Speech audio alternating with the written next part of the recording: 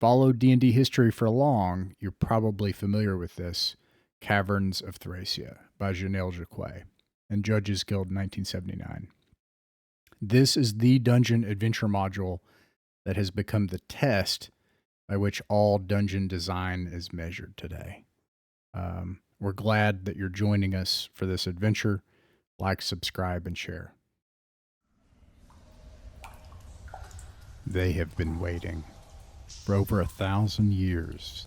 The things that lurk beneath the waters, skulk in the darkness, and lie hungrily in the dank crypts have been patient. All around them, men and monsters bicker for the above ground. None have been bold enough to traverse the dark cavern's depths, afraid, or perhaps wise enough, to leave the forgotten vaults and hidden passages alone. And still they wait undisturbed. For you, an adventurer, are willing to brave those depths. Everyone, welcome back to Lioness and also to Coanmah. Excellent news from Coanmah.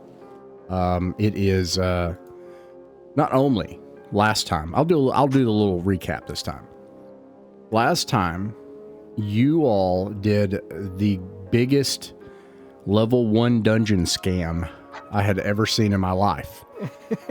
Leading up over 4 sessions of getting the cult to trust you and brainwashing them and charming people and stealing their magic devices. And then ultimately and finally, as you discover them in a pitched battle, you rob them blind and kill some of them and send others to their deaths.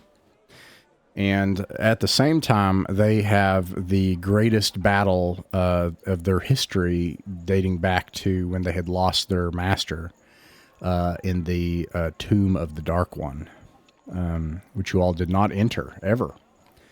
Very thoroughly breaking your word. And as part of your ruse, you told them that they should go and slay the beast people on the surface now, including a great minotaur, because they were weakened. And you weren't wrong. And so the Dark Patriarch leads his forces to the surface for the first time in a long time, after defeating the lizard people who had led a battle against their,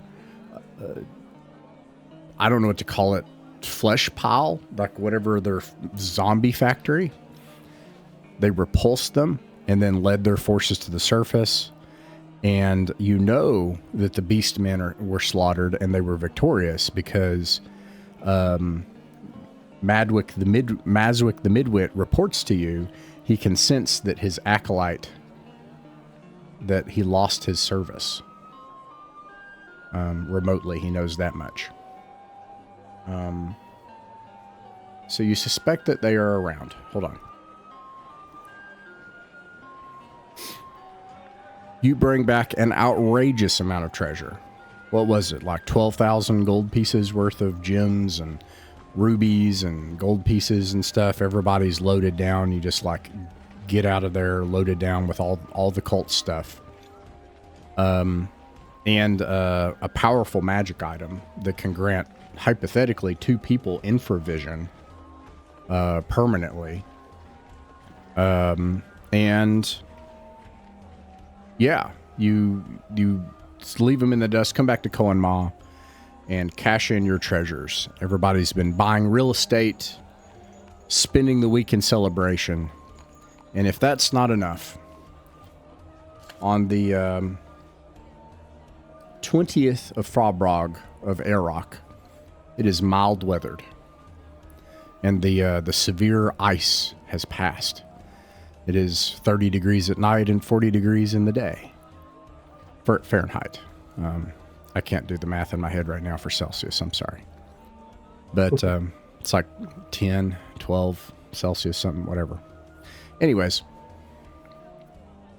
No, what is that? -2 or -3 at night, and 5 or 6, 7 during the day. Anyways, so here you are. You're in Coanmah, and you're at the Bloody Bull Tavern, and you made a plan because Jasir, a holy crusading knight-errant of the light of the Church of the One True God, was cursed in your travels by a powerful sorcerer and bound by an evil spell required on his life to obtain a blade of terrible evil. So, the plan possibly specifically is to find someone that could offer the magic that would allow you to explore the seabeds under the frozen sea of the channels north of Telgran. But more generally, to travel into the ports and cities of Telgran near Angemir and try to find a solution, if not transportation, to your problems. You could travel back to Albion, pay the money and be released from this curse. You could, try to find some other solution or find some other master of sorcery that could offer magic. And so the plan is to leave in the morning. Wyman has a horse. I don't believe that any of the rest of you do. And then you hear a faint noise in the night outside. Let's see.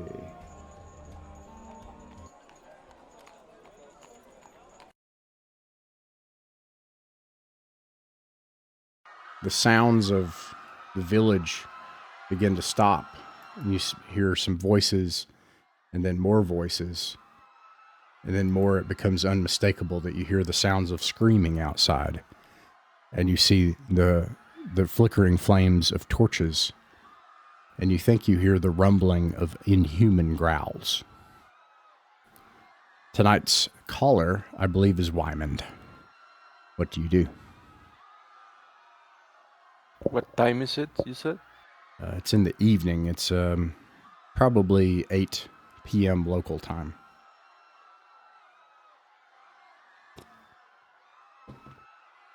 Everything is lit only by lantern and torch and tallow and candle.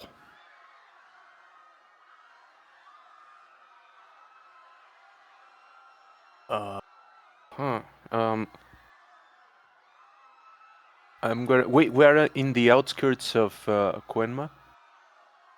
You're in the belly of Coanmah in the village. All right. I'm going to. Okay. First off, I'm going to ask Bolinia, I think her name is. Take my horse and go towards the all barracks that you could find, and start sounding alarms as fast as you can. Take my horse, and I think we should maybe go see what's going on. She does that. She rushes outside and makes it to your small stable at your estate, mounts your war horse and charges to the barracks, all of the guard houses and all of the towers, and goes to the bell tower, and it starts to ring. Though there is no wall to this city, alerting everyone that something is coming. And though you don't know it yet, within a turn, within less than 10 minutes, she'll have alerted and brought to ready all of the forces of Coanmah.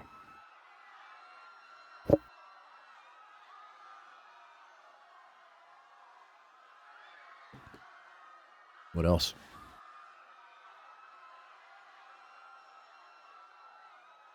I think we want to gather up and head in the direction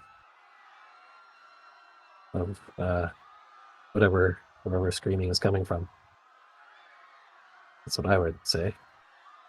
let's get up to a point where we can see what is it that's making the growling sounds. Very well. You go to the city center and climb to the bell tower where 𝕬𝖚𝖋𝖍𝖆𝖗 has alerted the bell tower.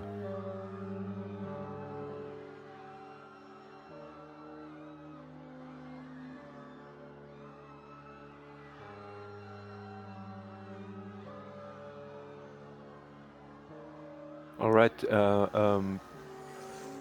What can we see from up the tower?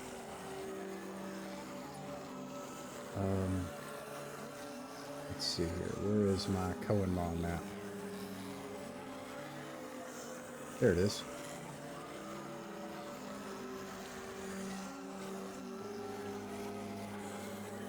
I think at this point it is very dark.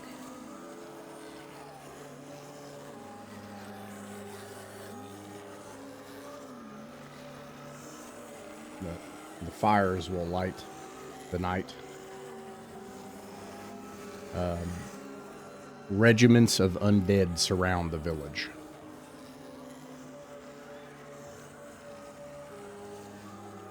The guards of the village desperately rush to gather their weapons and establish a defense. There are at least 3 regiments advancing on the village.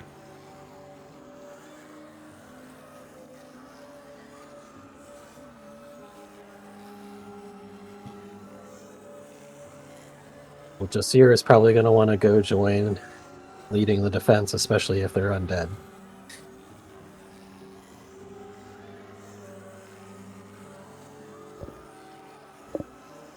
And the rest of you? Yeah, I think Hans wants to go and get some. Okay. So he'll go and he'll kind of go and join a squad of the town guard, I guess. Or are we making a stand like together as a party, or? In this case, I want to offer each character can go their own way in this case, if that's okay. You can choose what you want to try to do. No one would look askance at anyone to choose to take what they could and flee. So all we see so far are just undead. We don't see any of the cultists with them. Oh, no, absolutely. In the back, you can see commanding them some cultists, some slaves, and then the Dark Patriarch himself.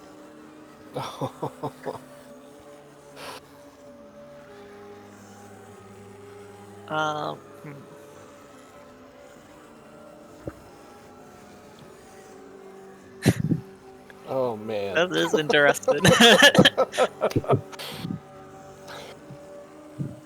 You have maybe 5 minutes until they make it in toward the central plaza of the town. So, if 𝕬𝖚𝖋𝖍𝖆𝖗 return with my horse, I'm gonna mount that horse. Very well. And grab my lance. And I'm gonna follow the guards. Since you are the group caller, you'll take command of them. I will even they will gladly follow your lead, and you form them into a cohesive unit on that basis as a light foot. And there's about 1 regiment of them for you to command. You can split them into any number of echelons you wish. If you would prefer they be 2 smaller half regiments, however you wish to command them, they are 𝕬𝖚𝖋𝖍𝖆𝖗 to command. I think I'd like to join his troop. Very well. Jasir also. And Jasir will cast protection from evil on himself. Okay. He has access to now. What's the distance like from the bell tower to where the cultists are? Probably 200 yards. For the cultists, probably 300 yards. And what's a yard to a foot? 3 feet to a yard. It is actually the correct form of measurement for the game. I assure you. It's not just being... I don't know anything about feet on yards. I'm being not just. I'm being anachronistic, not just ignorant on using imperial. So Think meter. A yard's like a meter. it is about a meter. Yeah. And Well, I a just foot is because about I believe a third of a steep meter. is like 120 feet or something like that. That's So yards is charm outside. person. Steep is 240 and charm person is 120 feet. Oh, So I assume that's too far. you're gonna try to charm him. I was going to, depending on how close he was, but I assume, like, from the sounds of it, that sounds like he's too far away. Let me frame the situation for you, if I may. Yeah. So, yeah, right. Okay, so you can't just charm him from where you are from a bell tower. You will have to, he's smart enough, perhaps. Maybe this isn't the only time he's led the undead into battle against potential magic users, but you would have to be at the front line of those creatures and be able to see him. You would have to have that much distance and that much height. Well, I think I will go with one of the companies, but I'll definitely be more towards the back, because my only weapon will be darts. Very well. I will do you all a favor, and I will let you count as your choice. You may either act as a Swords and Wizardry character or a chainmail hero, and that includes a wizard. You would act as since you're level 2, it would be whatever the second one from the bottom is.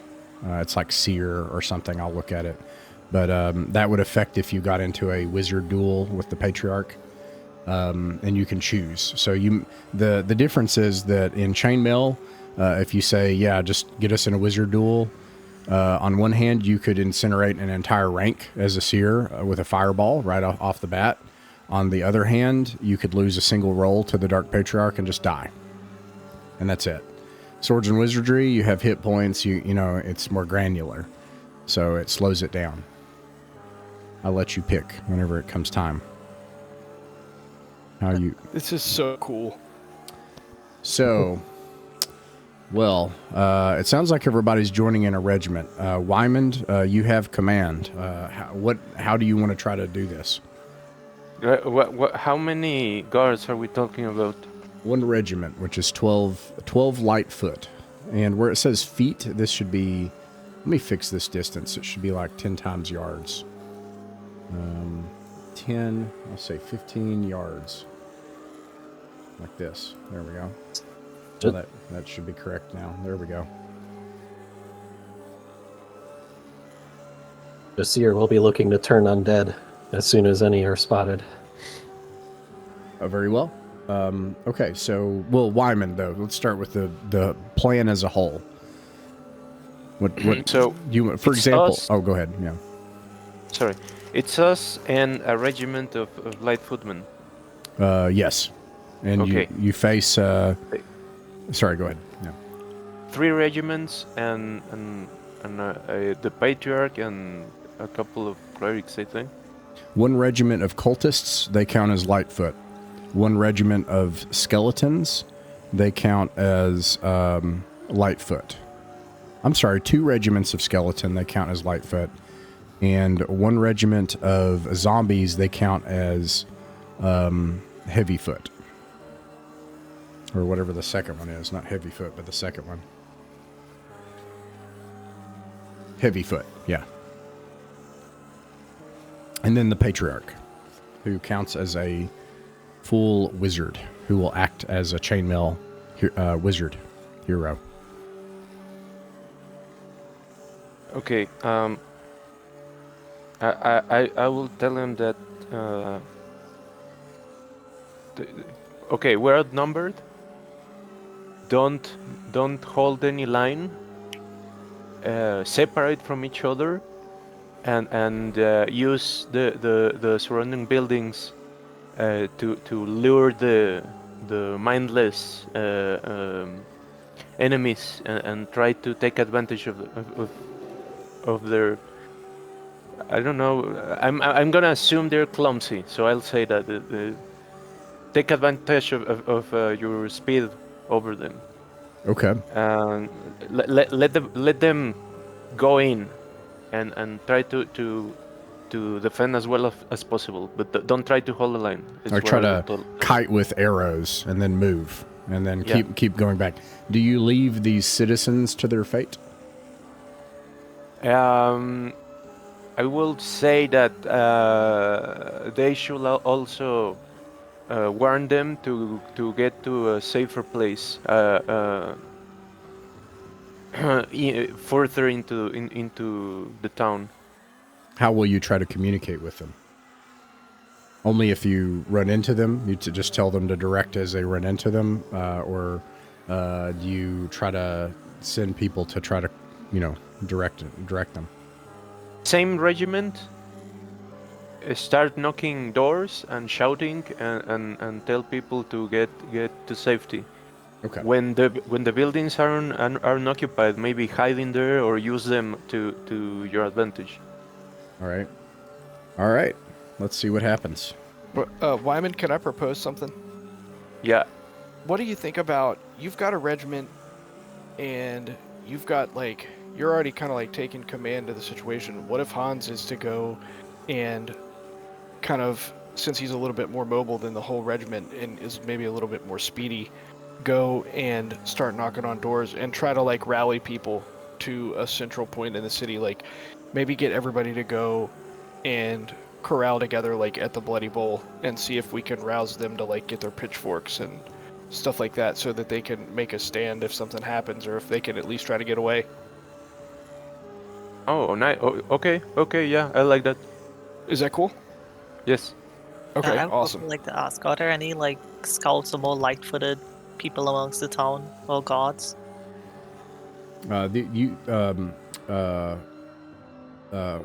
Volnia was able to muster all of the guards of the town that are guards. However, to Hans's plan, Hans, what is your charisma? Oh man, you had to ask. It's a 9. A 9. You won't get a bonus for this. No big deal. Okay, that's fine. So this is going to be a morale test. It's going to affect how many levies are going to flee. You're basically pressing the civilians into service. Roll 2d6. If you roll high, it's bad. Okay.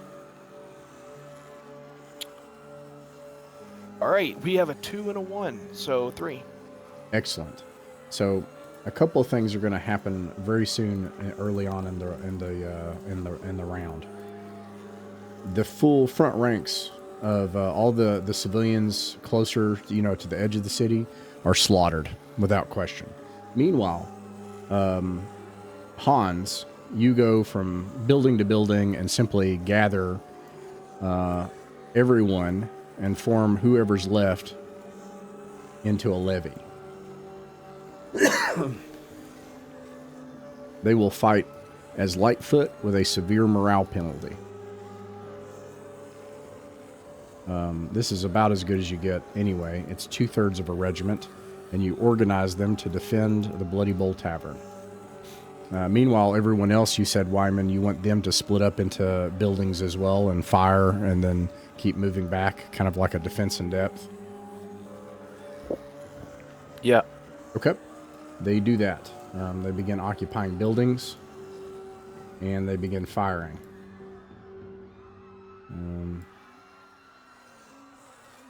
And the good news is about zombies is that they do act last. So you can tell them to move, and I'll even make it to where you can fire. We'll do arrow fire here in a minute to see how many you kill. Jasir and Sparrow, and where did I put Wyman? Where did he go? Lost him. Oh, there he is. And then Wyman's kind of commanding in the city, going from building to building and trying to organize this defense. Okay, so here we go. This is the chainmail bit. Roll a d6. This is for initiative.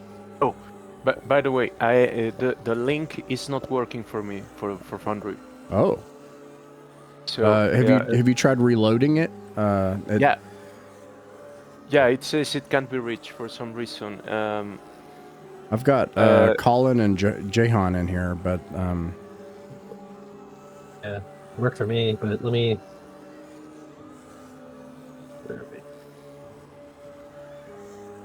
yeah, it should work. I don't know.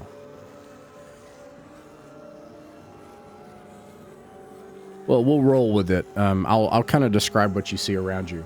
The town, Wymond, and then I don't know if you can keep trying to reload it. It should work. It should come up.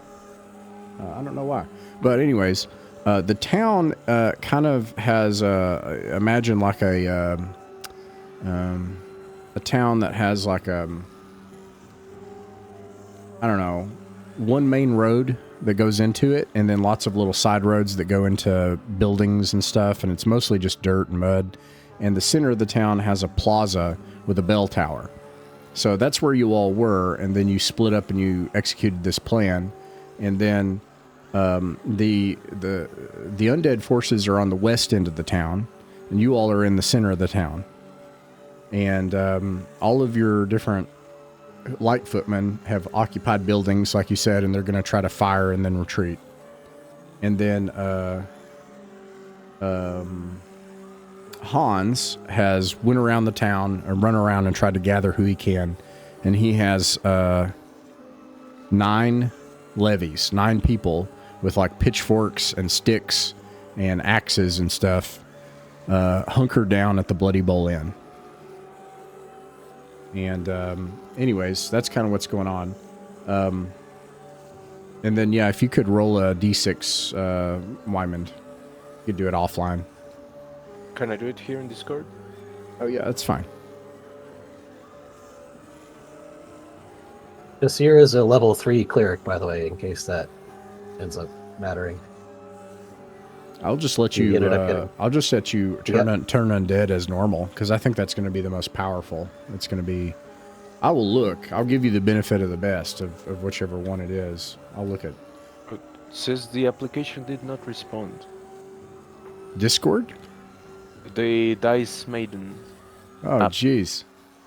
Okay. Do you have tactile dice? Yeah. Oh no. Just. I'm Yeah, sorry. I have. Sorry, what? No, I was saying I'm sorry. All that's happening. Oh yeah. Let me get him. Thank you. Let me look at. I don't know if turn undead is even in here, to be quite honest with you. What do I have to roll? A d6. This is for initiative. D6. This is a 3. 3. I got a 2. Now, in chainmail, you can choose.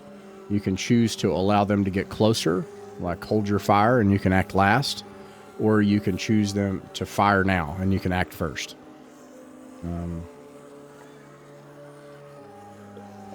I'd say fire. Okay. You could do a split move with missile fire, have them move, occupy buildings, and fire missiles. Let's see. I don't see... I think Swords and Wizardry is going to give you the best bang for your buck for that turn undead, is my guess. I'm looking for wizards, if it's a spell that wizards have. Spell complexity. Protection from evil.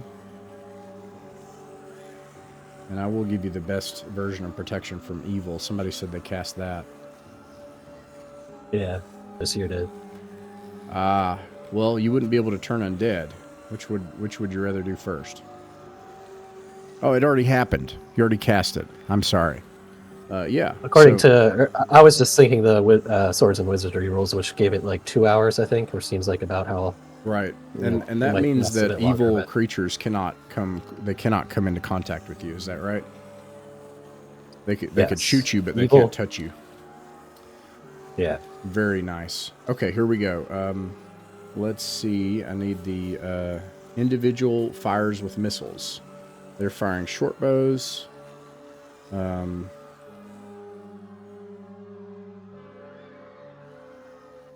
Passive armor. And they have no armor. So, your forces begin to fire missiles. 1, 2, 3, 4, 5, 6, 7, 8, 9, 10, 11, 12. They take out a regiment in the first round.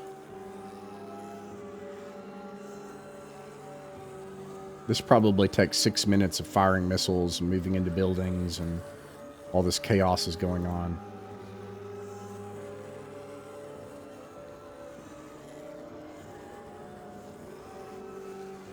They focus... Which regiment are the cultists behind? Say again? Which regiment are the cultists behind? The cultists are the center regiment. And is that the zombie regiment? This one is skeletons, and then this one here are the zombies. Okay, so it's a difference. Okay, I see. Oh, I got in. Nice.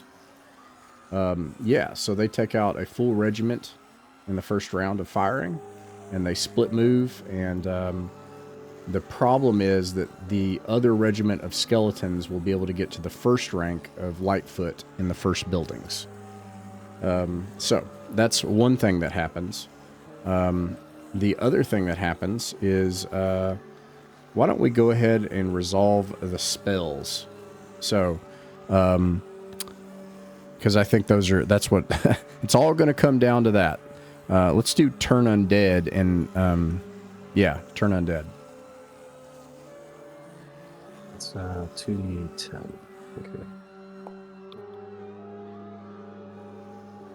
What's that? Yeah, 15. And what HD or undead category does a 15 affect?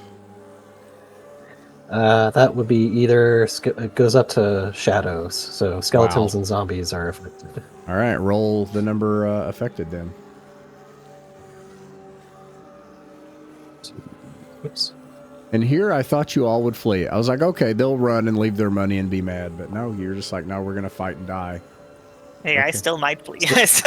You still might die. You might. Especially with what's about to happen. Okay, so 7. What do you want to prioritize? 7. Oh, well, and 7 of what? Because they are different. You affect different ones, right? Yeah, the zombies are slower, so let's take out the skeletons first, I guess. Okay. 7 hit dice of skeletons. Since it seemed like the zombies might not make it. All right. Am I crazy, or isn't it? You don't do 7 hit dice. It's that's the ones that are affected, like all skeletons up to 7, and then you have to roll for. Am I crazy?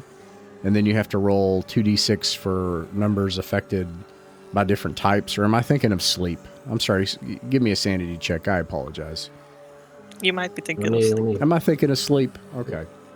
Okay, if that's the case, then 7 skeletons. 1, 2, 3, 4, 5. Here we go. 6, 7. And they have half a regiment left.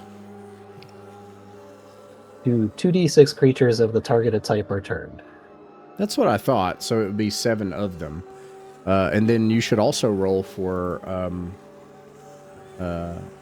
the other types, right? Am I crazy? I think I have to still target. You have to target them. This is first. Okay. Yeah. Okay.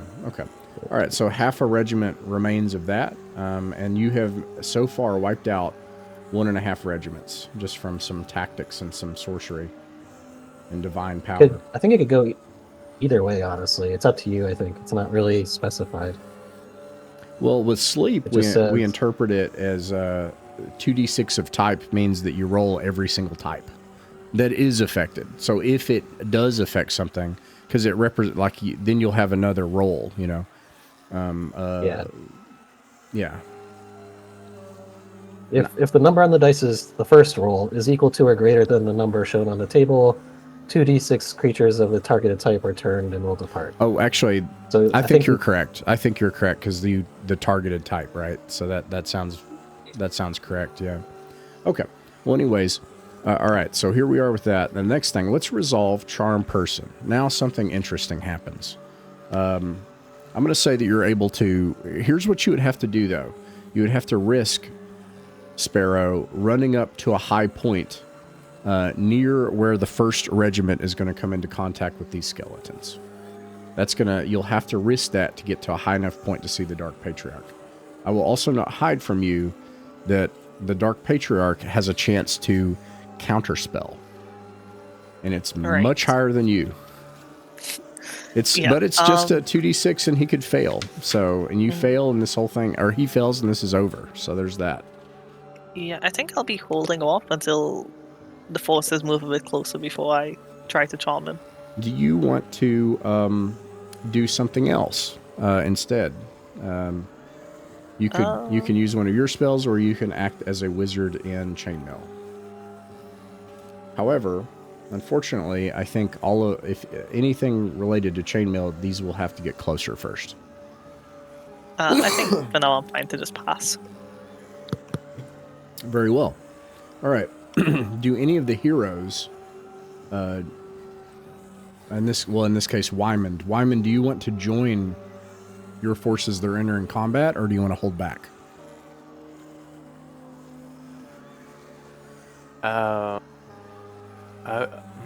It will add to their morale, and you can either choose to act as a hero in chainmail, or you can do your fighter thing where you get multiple hits. You can do any of those things. Or you can just stay back and continue to kind of command and forces from where you are. Just a quick question. They are moving and shooting, right? That's what they did. Moving and shooting. They did, and the first rank of them is being met by the remaining forces of the skeletons that made it through that arrow fire. The others that moved to other buildings are not going to enter combat this turn. Okay. First off, I'm gonna ask 𝕬𝖚𝖋𝖍𝖆 to go with them, and I'm going to ride. I want to ride through here, and when they make contact, charge from the flank. Oh, okay. So yeah, you're gonna have 𝕬𝖚𝖋𝖍𝖆 join the forces, and then you're gonna flank as a hero. Yeah. Do you want to do it by chainmail, which is that you just roll a bunch of d6s versus your hit points, or do you want to do it by swords and wizardry, where you roll two d20s for attacks? Swords and wizardry. Very well. Okay. Let's see here. I'm going to move Wyman in, and then where is your hireling? I'm going to just put another hireling down here for now. Okay. No, I'm not. I'm going to put the party symbol for her down there. Okay. Let's see. I'm going to resolve that combat. Let's see. Lightfoot. 6. 1, 2, 3, 4, 5, 6. And then she is a hero. A hero, I believe, counts as... Let's see. Hero... Actually, it should say it somewhere here.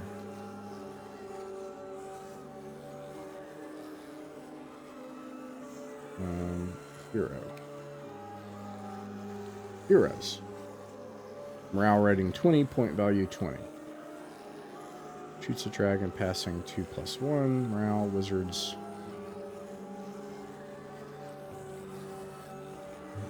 They add 1 to the die of their unit. And they won't die until they're the last unit in combat.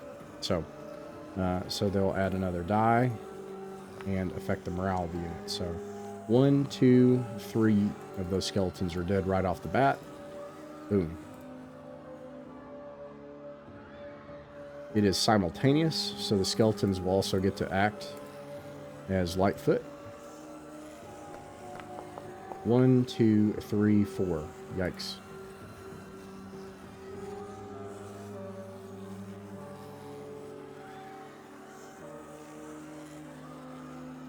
And meanwhile, Wyman charges in. You can make all your attacks against the remaining 2 skeletons. Are they 1 HD? They are. All right. So Your target is ascending armor class 12.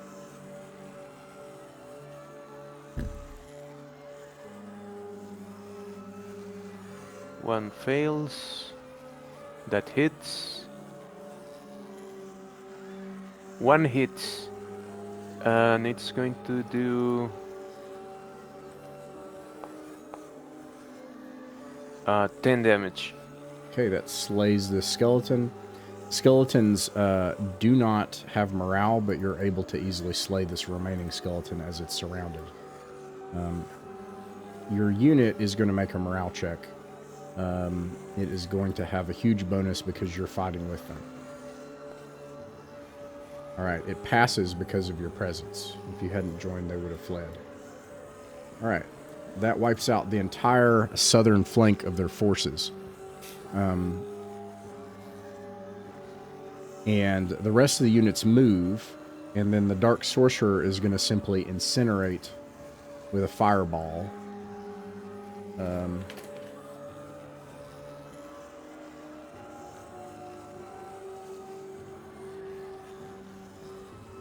Your forces to the north. Takes out like a third of the regiment in a single blast. He doesn't have fireball, but chainmail wizards can always choose to do that as a magic missile option. They are devastating. Okay. Let's see here. So, top of the round, you have the forces led by Hans of the conscripts, the levies that are hunkered down in the tavern. The zombies are slowly advancing into the town. You move faster and fire faster. And the cultists are set to move up on your forces right now.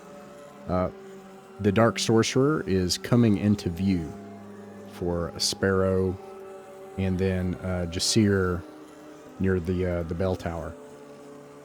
Wyman, what's the overall plan this time? Are you going to continue this defense in depth strategy? Where is the... Can we see the Patriarch where it is? He is in the back of the cultists. I'm going to put him... Just going to put this there to represent him. Okay. All right.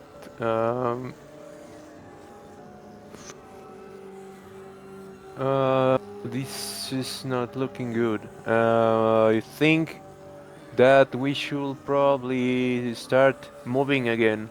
Moving back and shooting. Okay. You do that. You move back. Some of the forces join Sparrow and Jasir, and then you're able to move back to the next location. This will prevent the cultists from being able to reach you in this turn. But they'll probably be able to reach you by the next turn. The zombies, it will take longer. I'm sorry. Roll a d6. Figure out who gets to go first. 3. A 5. They are able to go first. I'm wrong. The cultists are able to reach you. I thought you had more people than that. I guess not. Okay. There's the one here as well. Oh, there we go. Yeah, that's the higher. Yeah, there we go. Okay, and then also.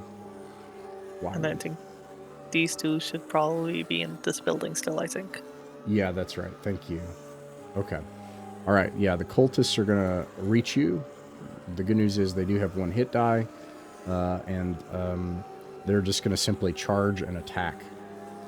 2, 3, 4, 5, 6, 7, 8, 9, 10, 11, 12, 13. It should just be 12. I think that was representing the hero unit. 2, 3, 4, 5, 6, 7, 8, 9, 10, 11, 12. 1. Only 1. Only 1 falls. 1, 2, 3. I'm going to suggest you act as a chainmail hero, because all you got to do, I think the math favors you. All you have to do is get a, you have a 50% chance of killing something on a d6, and you get to throw as a hero. No, that's not true. I'm wrong. What level are you? Level 4 as 𝕬𝖃𝖊𝖗? 3. 3. So you can attack 3 times as a Swords and Wizardry character. You can only attack once in chainmail because you add a die, but you have a 50% chance to hit. Anyways, 1, 2, 3 for somebody else for your NPC, and they all kill. Wow. They will automatically pass their morale because they have something way worse than you behind them right now. But you wipe out a third of their forces in your first fight. Meanwhile, 𝕬𝖃𝖊𝖗, what do you do?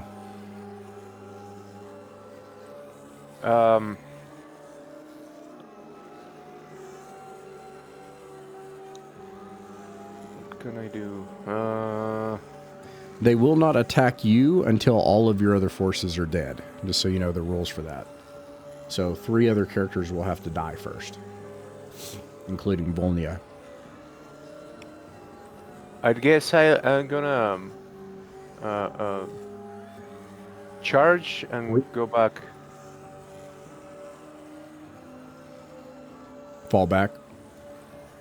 Yeah, charge and then and go back in a like a hit and run if that's possible. Do you have a war horse? Yeah. You got it. Okay. Okay.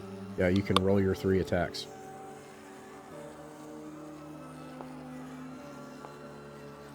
That hits. Your target is 13. Misses. 2 of them hit.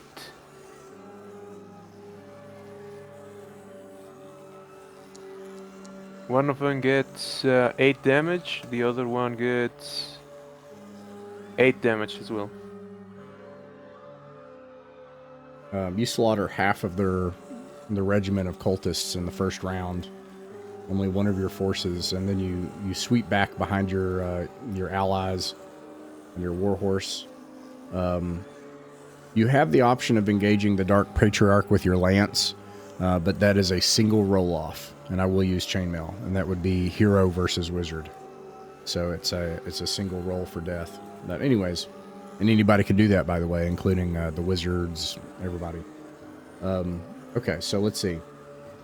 That is that round. Unless Hans, you guys are going to stay hunkered down? How far And away Jasir. is the building? Is the Bloody Bowl from all the action that's going on? Like, is Hans able to see from where he's at what's going on? Yes, you can see. You could even fire, but you'd be at a penalty. But you can fire a missile if you wanted to at the zombies. I don't have a bow, but can we assume that any of my regiment has a bow? Not these people. Okay. Would it be advantageous at all for us to go and try to like carry the zombies as they come into town to keep them like out of the main skirmish? Totally up to you all, and most especially to Nostromo. I'm asking Stromo. Oh, sorry. Yeah. No. I mean, I'm bouncing ideas, but would that help you at all? Seer will definitely try to turn the zombies. So let's see. Let's go ahead and see what Good point. he's able to do. Yeah, maybe that'll kind of change things anyway and see what happens. Yeah, for real. Yep, that'll hit. So 6. Ooh. Ugh. Oh, you hate to see only it. 3. You hate to see it. Okay, that only took out about a fourth of their regiment. Okay, yeah. So yeah, we might need that assistance. But Jasir will stick with Sparrow beyond that. I think escort Sparrow. Hans then is going to try to rally his forces to go and tangle with what's left of the regiment of zombies. Is that okay, 𝕬𝖃𝖊𝖗? You okay with that? If that's good with you. Can you repeat that? I think Hans, if this would be helpful for you, and the position that everybody else has is like, I could take my guys to the Bloody Bowl and we can Think go and try to keep the zombies at bay from getting any farther into the town. I think we could hold. I mean, I think we could not do that just yet because they have a bit of a distance to cover. Okay, That's a good cool. point. You can move so that you could wait for them to get to pursue. you. Yeah. Yeah. Hopefully, we can Jihad keep that can in. come back. Yeah. Now, Then I will go wherever you all think that my regiment would be of most use. Since I'm not looking at the map, I'm kind of just trusting you that, you would make a sound tactical decision. But I don't want to just hunker in the Bloody Bowl the whole time. I want to go out. That's about to get some change battle. right about meow, one way or another. Okay. So, and I need help with Jahan gone. Something important happens. He is a wizard, so he can act as a chainmail wizard in this case. I'll let him do that. He has the option of casting a fireball. I think a fireball acts as a catapult, which I'd have to look up in Swords and Wizardry. However, here's the trade-off. If he casts fireball from the bell tower now, the Dark Patriarch will absolutely know he's there and try to kill him next round. Because it would be stupid, not to do that. And if he doesn't, the next target is definitely going to be Jasir. Because he's caused the most problems. Welcome back. Speaking of the guy.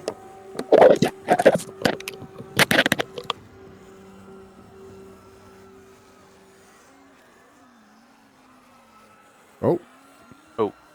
I hope he's okay. Can you hear us? Hello? Yeah, can Yes. you hear us? Yes. Oh, okay. Everything okay? Probably. I just restarted my router and Oh. it seems to be fine for now. So Right on. hopefully that doesn't happen again. Okay, so here's the thing that's happening with you guys at the bell tower right now. You've got Jasir the cleric and Sparrow the magic user. He has attempted his turn undead and only turned 3. Right now, Sparrow can cast as a chainmail, as a type of magic missile, a fireball. You can cast a spell into here and it acts as a catapult. It could probably wipe anywhere from a number of them to all of them out. If you do that, you will definitely be the Dark Patriarch's target the next turn. It just doesn't make any sense otherwise. If you don't do that, Jasir will be the target if the Dark Patriarch can find him. It just makes sense. So, what do you all think? Right. So, okay. So the next target will be just here if the Dark Patron can find him. If you fire these into two- the regiment. Yeah. Did these two hirelings do anything this turn? They moved and fired missiles. Okay. Jasir does have protection from evil, so he's willing to try to tank that if it happens. Yeah, but I think if he drops under the fireball, I'm pretty sure that's hitting me as well. You'll want to move. I guess I will. Wait, I'm selecting multiple units right now. I would like to move myself back here and try to rally these troops. I guess. You're gonna join Hans. Yeah, with the levy and try to rally them, and then I can't move and do the spell on the same turn, right? Or can I? Yeah, in chainmail, yeah, you could cast fireball if you wanted to. Oh, okay. Well then, since he's a bit far away from me, I guess instead of going right next to them, I'll go up here a bit, and I will try to cast the fireball on the zombies. I'm sorry, that is too far away. I'm sorry. Okay. Okay? How far would I need to be? I'm doing zone stuff, right? So if you're here, that means all right. They just now came into range, but if you move out of range, they're out of range. But I'm also in range of the Dark Patriarch from here, right? That is right. Well then, could I move a bit more upwards and still be in range of them? Yeah, good point. I can't argue with math. That's math, I think. Okay. Then, yeah, I guess I will attempt to do this fireball thing. All right. I think, let's see. Let me make sure. But a wizard... Of second level. Wizards. And it is a type of missile. A fireball equals in hit area to large catapult area. And then according to Swords and Wizardry,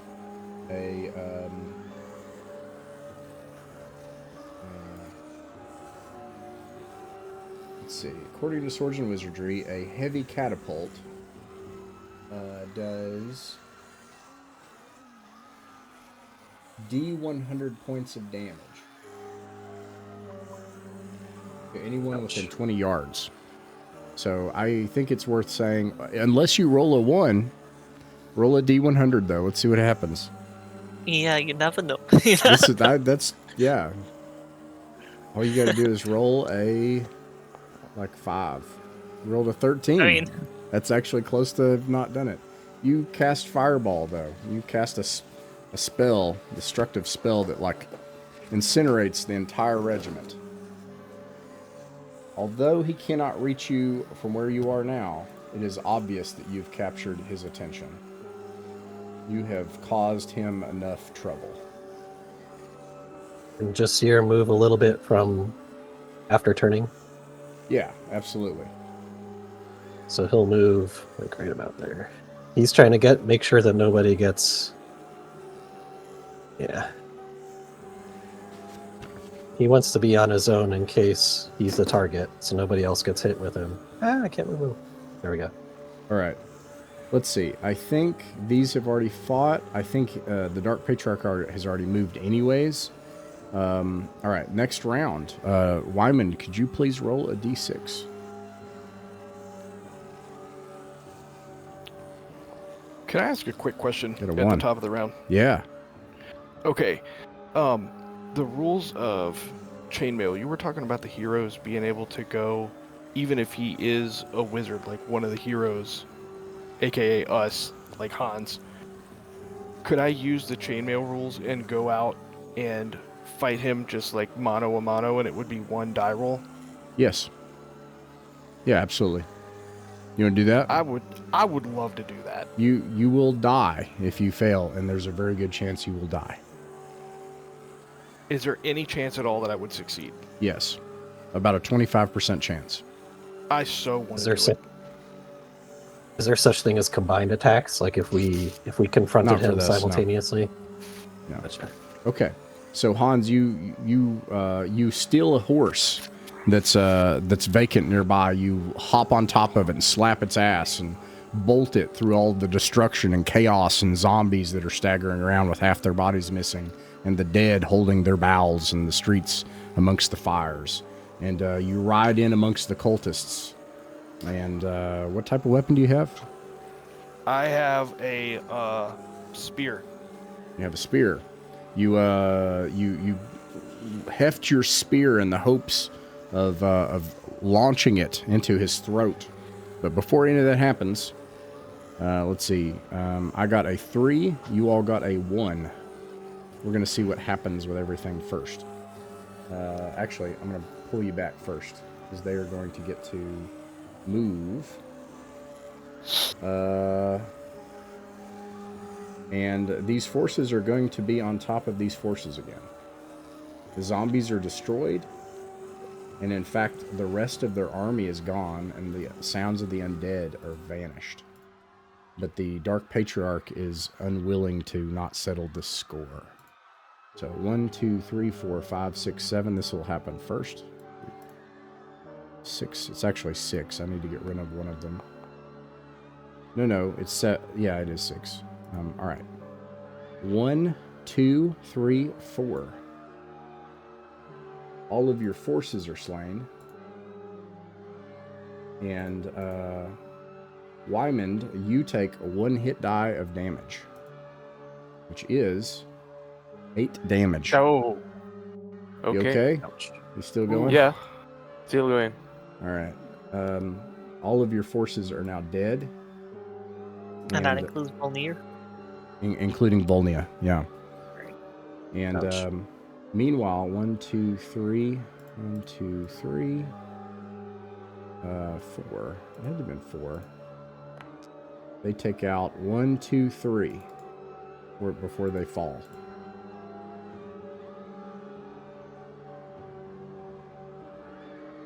I don't think you can find a faster mass combat system than chainmail. Like, it's so fast. It's easy. All right. They are down to 4 cultists and the Dark Patriarch, and he is unwilling to give up. Yeah, same as his forces. Okay. Wyman, what do you do first? Well, actually, hold on. That is them. Now I'm going to switch to Hans. Now, are you sure you still want to do this, Hans?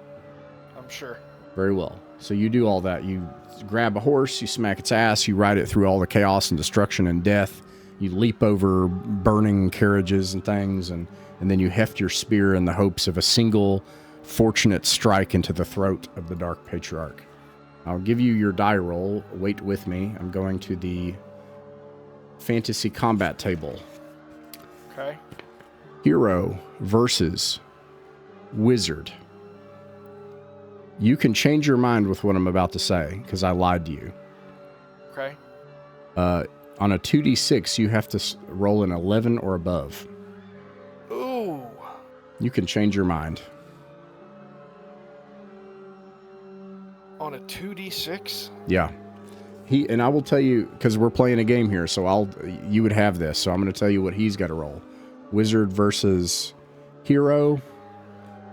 He has to roll an 8 or above.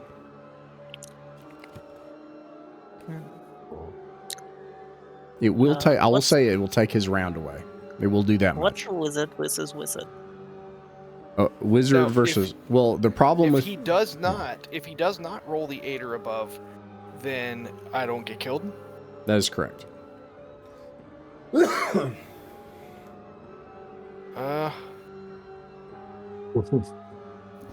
I'm always trying to fill inside straights. Let's do it. Very well. Roll your 2d6. All right. Big money, no whammies.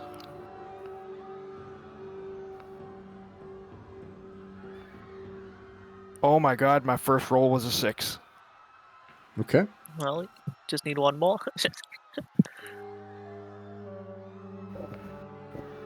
Ooh, and a 1. Okay. So let's go ahead and find out the fate of Hans. Since you rolled like that, I'm going to roll like that too. A 2. Oh, boy. A 3. Ooh. He turns and blasts, and the front part of the horse blasts incinerated fire and takes its head off. It sends you tumbling down in the street in front of the cultists next to the Dark Patriarch. You leap to your feet and draw your weapon as he begins to summon another spell. This all happens in moments.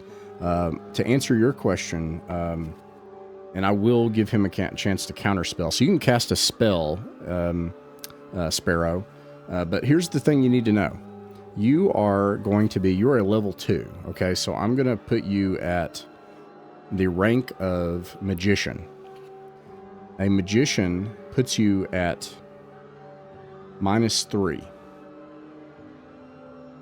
So,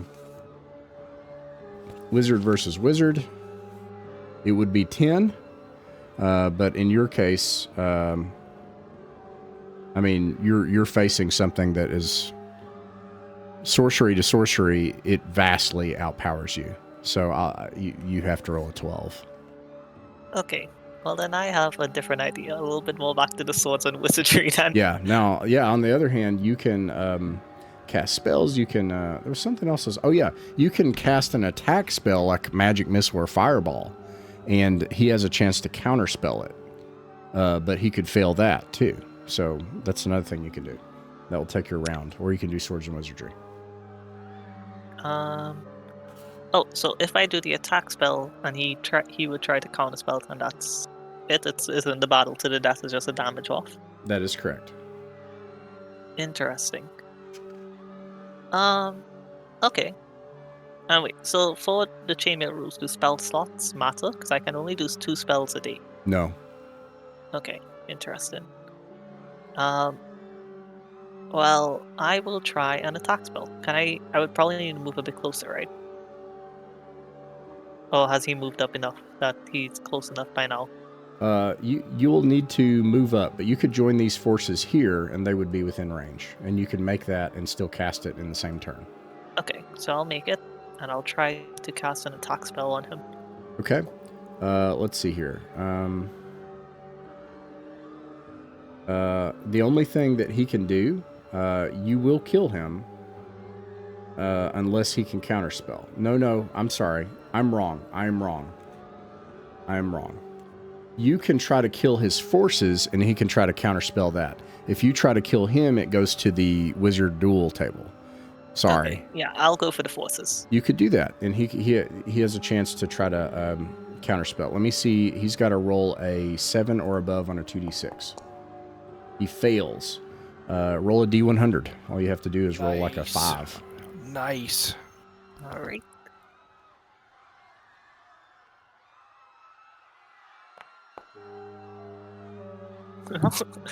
Very Greatly nice. overkill them. You annihilate them. He is going to... so a few things... So the remainder of your forces, Jasir, what do you want to do? Nostromo, what's your health looking like? Do you need a heal? I do need to heal. I think I have Okay, 6 HPs left. I'll cast Cure Light Wounds from the Swords and Wizardry rules, I Oh, assume, thank you. on Wyman. 6 plus 1. Oops, forgot my slash.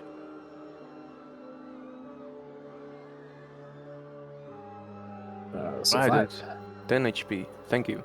Nice. I'll also join him down there, or I'll get as close as well, no, actually, I'll join Wyman in formation. Okay. So, yeah, you cast that, and then you join the formation. Do you want these forces to join you in a defense? You want them to stay where they are? What would you like to... Well, actually, the last thing is Wyman's, really. Wyman, what do you want to try to do? If you attack the wizard, it's wizard versus hero with the same math. So you could lose your character in one roll.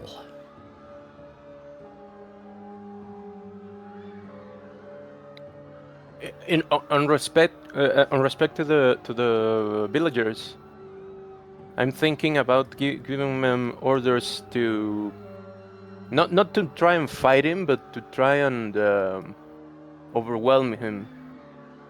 Yeah, everybody, let's Toss to go. defend their Take him homes. out. Okay. That all comes down to a simple roll. So D6, if you would, please, for your initiative. You got to get a 6. And then it would be simultaneous.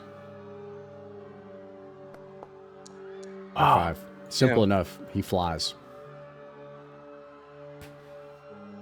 Oh.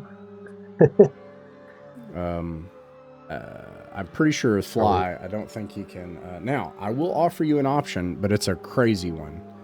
Jasir and Sparrow, you can act as a chainmail wizard right now, but you would enter a duel, and you have to get a 12 to kill him. And what would he need to kill either of us? A 10. A 10? Well, just hear how you feeling about it. That's at level 3 versus whatever he is. Let's see. He also has his other swords and wizardry spells once per day, but you don't know what they are. Is he fleeing? Is that what he's doing right now? Yeah. This is on 2d6. Yes. So that's okay.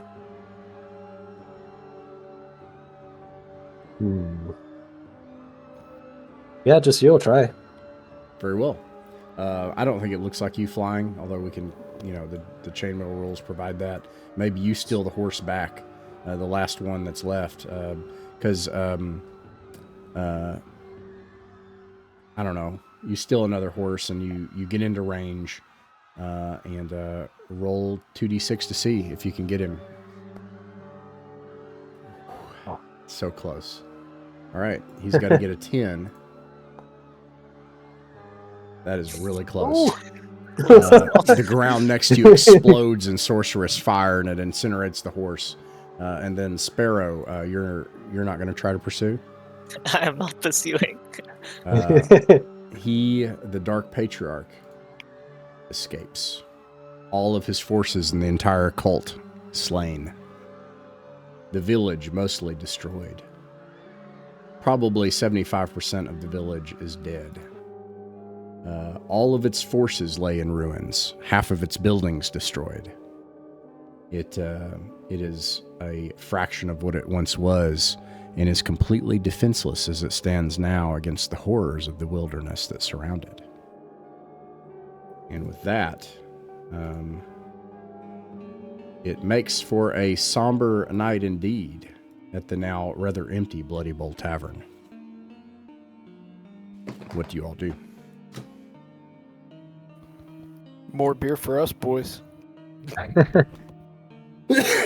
They do not have anything significant of value on them. However, you can equip the town with bows and arrows, spears and shields, and swords. Yeah.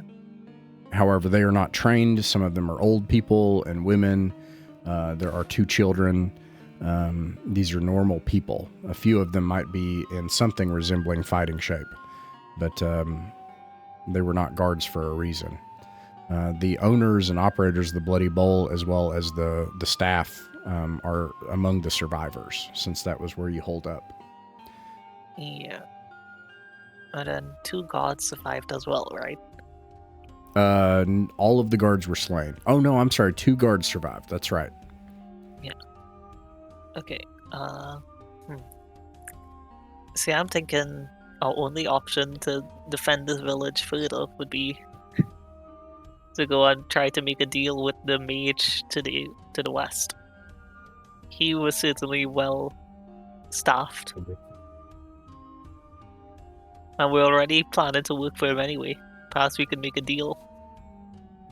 Could work. We could say that would facilitate 𝕬𝖚𝖋𝖍𝖈𝖐𝖊𝖗 that he needs assurances that the village will be safe, and then he can pursue that quest. So that's one thing we could do. How do we know how closest town is that we could possibly hire soldiers from? Yes. Because it's on the road that you came in on. Excuse me. It is 𝕬𝖚𝖋𝖍𝖗𝖗 is easily the closest civilized city, and it is about 2.5 days journey to the north. That's about 15 miles away. Or I'm sorry, that's 2 miles. Or 2 days, sorry, 2 days journey. I think that's our only other option would be to send one person or and the wizard whatever. was only a couple hours to the west, right? Like a day's travel, half a day's travel, something like that. Half a day, yeah. Roundabouts. What do we have a figure on how many people are left in the town? Like head count, how many souls are in the town? Yeah, I'm gonna say that you were able to muster 6 total fighting capability men. 2 guards survive for a total of 8, and then a total of 35 survivors. So the village is barely in a shape to survive without resettlement, period, in the winter.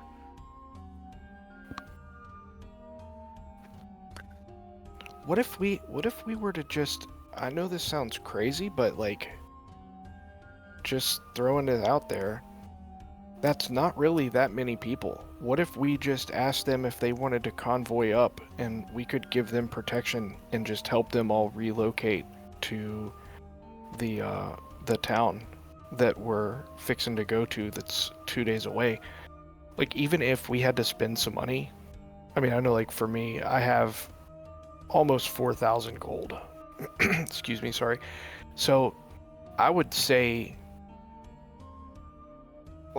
there's 40 people. What if I offered to give each of these people 10 gold each out of my personal coffers and say, okay, we're just gonna move you guys and you can just resettle? I think 40 people on the road is very dangerous, especially when you also have to consider, and these people's lives. They don't have anywhere else to go. They probably, a lot of them lost a lot when their houses were destroyed here. They would lose even more if they left altogether. I think we should at least, 𝕬𝖚𝖋𝖍𝖊𝖗 seems to have been left without any forces. That seems to have been the last of the cult. He might muster some more undead in the future, but now he shouldn't be a threat. I think we should at least try to treaties with the wizard. I mean, I'm down. If we can get him to help us. I don't know if he'll help us or not, or if he does, he may exact some kind of price from... I don't know. Whether Just a thought. Whether he takes the town as his own domain, that would still be a safer option for these people. It's actually not a bad call. Unless he turns out to not be evil somehow, which doesn't seem likely. Yeah, if he's evil, these people are screwed. They might be screwed anyway, especially if we take them on the road.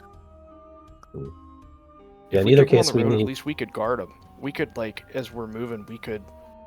At least our party and the surviving guards. I think that's a large... It's a long shot. In either case, they need more population, I think, right? Because they're barely... Yeah. We're coming to something close to a vote, which I like. Can I take this and frame it a bit in game terms and kind of put some squares around just some options in terms of games? Okay. So I'm seeing two big options, right? In terms of winning the game, one thing is, and you could think of this as like doing the one thing first and the other thing later, and then the other option is maybe just switching that around and doing the other option later and the first thing first, right? And that is, in one option, you become essentially the masters of your own village right off the bat. And then the immense burden exists to try to resource it, save it, build it, get people in here, buy walls, get businesses, but it's yours. So that's kind of an opportunity. And you already have property here, and nobody's going to buy that. You're not getting that back. So it's your property, and people that have bought stuff here, that's it. So if you vacate it and leave, it will no longer have the benefits of a sanctuary, and it will be a thing that exists in the wilderness, which in original D&D means that monsters will come to your property. Anyways, so under that option, you could get everybody out now, and then maybe plan to come back later and say, no, we're going to take all this back, just not right now, right? So maybe that's something. And then, you go to 𝕬𝖚𝖋𝖍𝖗𝖗, and you have one dead run to get the heck out of here to the next city, and maybe it's dangerous, but you only need to go once. And maybe they have a better chance to survive and not under your tutelage. And your goal of restoring Coanmah, whether you decide to come back or not, you could just forfeit your property. If you forfeit your property, you no longer have the benefits of that estate that I typed out. So that's, Anyways, option 2, no, we're staying here. You keep the benefits of your estate. You're like, nope, we're going to build the city. And whether it's going to the Dark Sorcerer, I will say that if you yield all the lands to him, that would be clearly chaotic, and the cleric would become a fighter, and the fighter who is lawful would become neutral, and you would be there would be a neutral act, and you would not be a cleric.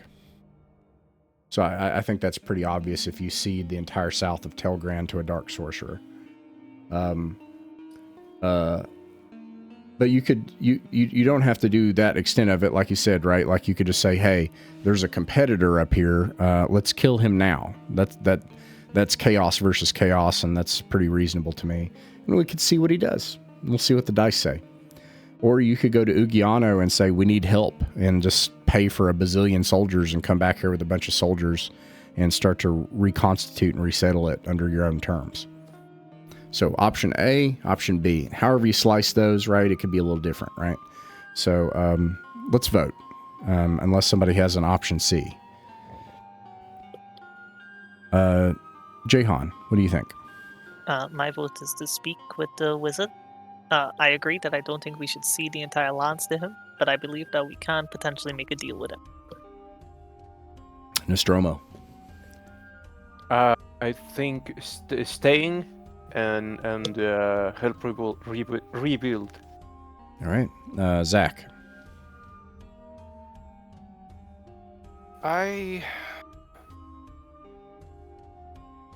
put that way, I think we ought to stay and rebuild. Okay, Colin. Agreed. Yeah, let's see if we can play the wizard off against the Dark Patriarch, and possibly get some further population from the other town after that. Okay. I will, while you're here, I will roll the possibility that monsters could affect the village. They will not in your downtime.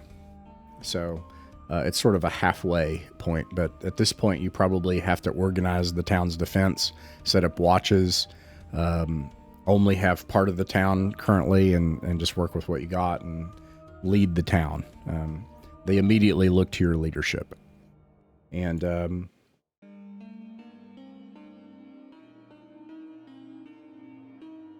the night passes uneasily under those circumstances. Let's see if I get a 1. I do not. You wake up the next morning.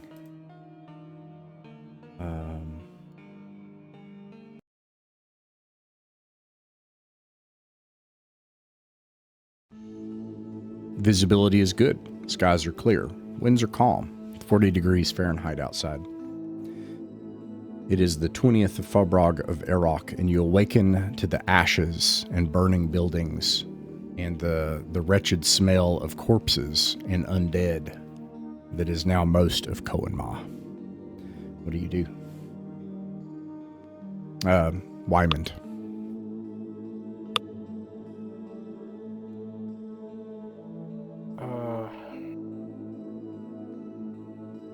I'm thinking.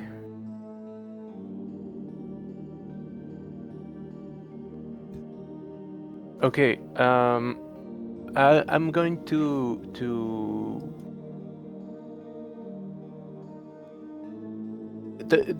is it still possible to buy stuff here? Like, is there trade still? Yeah. Okay. Not in bulk.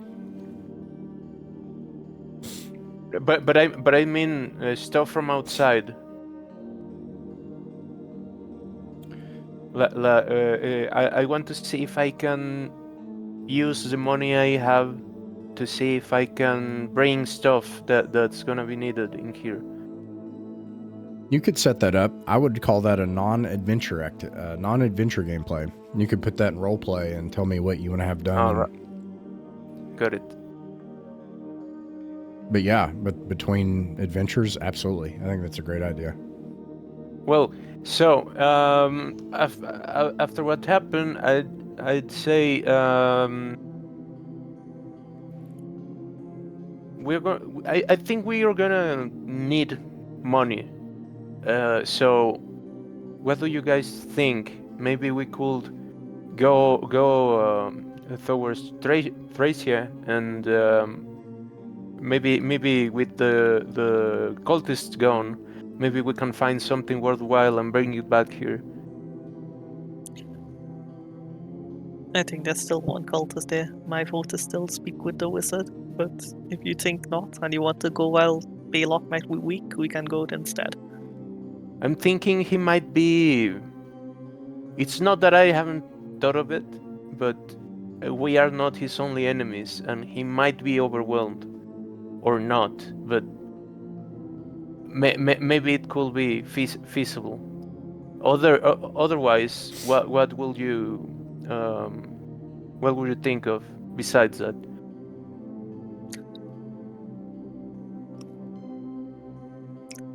Well, my thinking for the potential trade with the wizard in exchange for helping to guard the lands would be one of the eyeballs. It is magic. The one that cursed Jasir at the tower. Yeah. Or even to say, you have this rival to your east, and he's inhibiting our ability to do your quest. Could you take him out for us? That's what I would try to do. Yeah, I think we try to play them against each other. Pit the factions against each other and profit. If it doesn't work, then I'll offer one of the eyeballs.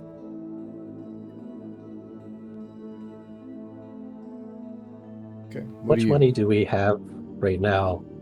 Because I know I have about 250, I think, remaining. But I'm not sure how much everybody else has, and how much we'll need to get assistance from the town to the north. I have 3,400. I have 3,400 exactly. And I should note, if it changes your mind on things about the tavern, Nostromo, which it doesn't need to, but like if you're like, whoa, wait a second, I want to do something else with that 3,200, you could intercept them and stop that, because that's only happened yesterday, so like, what can you do with 6,000? You can pay for I'll tell you what another group did.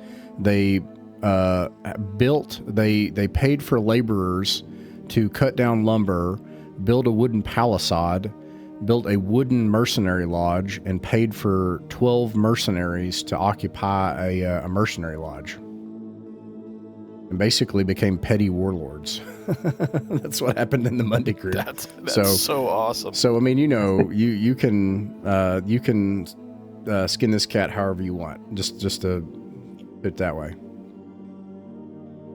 I still got money. I'm thinking of letting them go oversee the tavern thing, because that might be helpful on the long run. Maybe we can get assistance from the people that stay there, and use what we got here.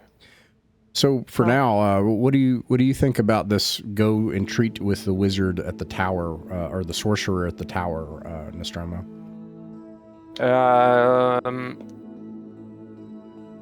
It's dangerous too, right? Like, he's not a nice guy. He could literally just put another person under a spell again. You fools! And then just put somebody else under a spell. I don't care about your petty problems. You don't know, and I don't know yet, because I'm gonna roll 2d6, so we'll find out. I'm thinking maybe what about we help Sparrow get the sword? That way we have something to bargain with him. He's 100% right on that. So Yes. Maybe you pay, I'm just floating an idea, you go to the next town. Actually, you're probably going to have to go to Anjamir. You put out a town crier to call for a band of mercenaries to go and secure this town under your orders. You find someone or hire someone that you can trust to come and do that. And then in that time, you're on the clock to find this damn sword and come back real fast. Well, I mean, if we're hiring mercenaries, we would still need to get the sword to help out. Who was inflicted with the spell? Was it Jasir or was it Hans? Just here, Wes. Okay.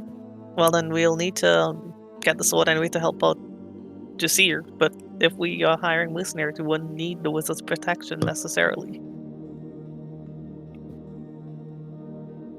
Yeah, so we would just start traveling north right away in that circumstance. And I think we can do that. Just avoid going to the wizard altogether. I think if we're going. I was just gonna say, I think if we're going to treaties with the wizard, we would do it as the first thing we do. If we're not going to, then we just go north. I think if we don't get the sword, we're going to need protection from the wizard. Yeah.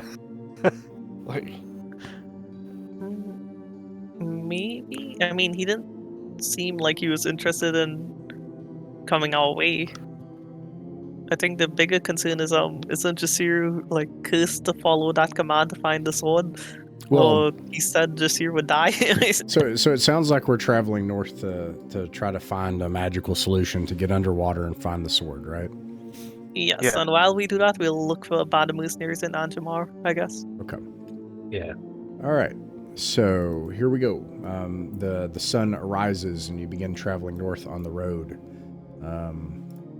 Let's see how well it goes. It doesn't go well. Could we find a cart on horse? I feel pretty safe in saying the horses are dead. A lot of them had a bad way during that. But Wyman has his war horse, and I don't see why it can't be connected to a cart. that makes sense to me. Are you trying to like heft a lot of your treasure and gold so you can use your money? Is that the idea? No, I'll leave my chest and stuff behind. It's Okay. just like I'll even say you can still yeah. pay for Senescals, and you could even have some guards if you all want to split off some of the guards to cover your estates. I'll even say that. However, Coanmah is in a marginal state. It is at risk security-wise. Just to point that out. No, I think we need all the fighting force left behind in the city right now. I think more just to have a cart for if we find anything else we want to carry on the way, or even if anyone wants to take a rest. Let's see. As we go. And just take us problem. Okay, let's see what happens.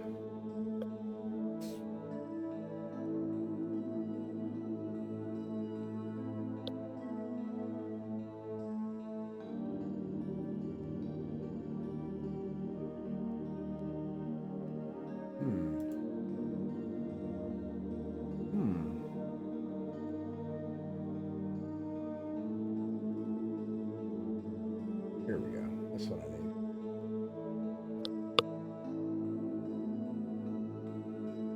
A road. And it's going to be a D100.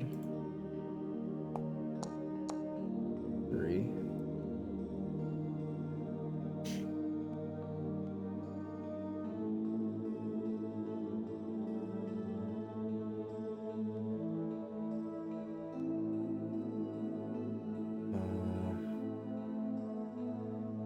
Sorry, it's just kind of confusing to me how this is set up. I haven't done this in a while.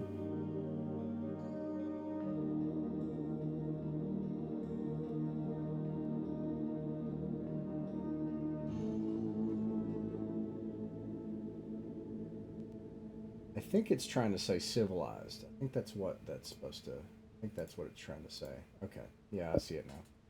That was confusing. Road encounter civilized. 42.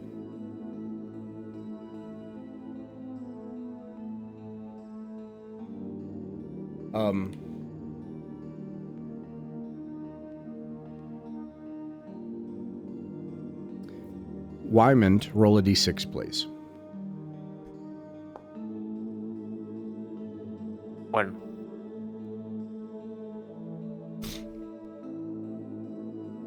How many?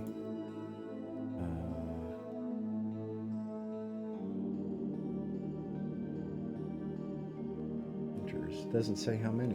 Does it tell me details? Oh, maybe it tells me details here. Here we go.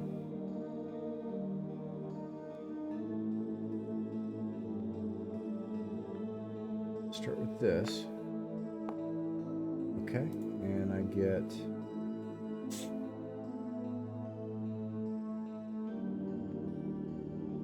D6 plus 3 plus 5.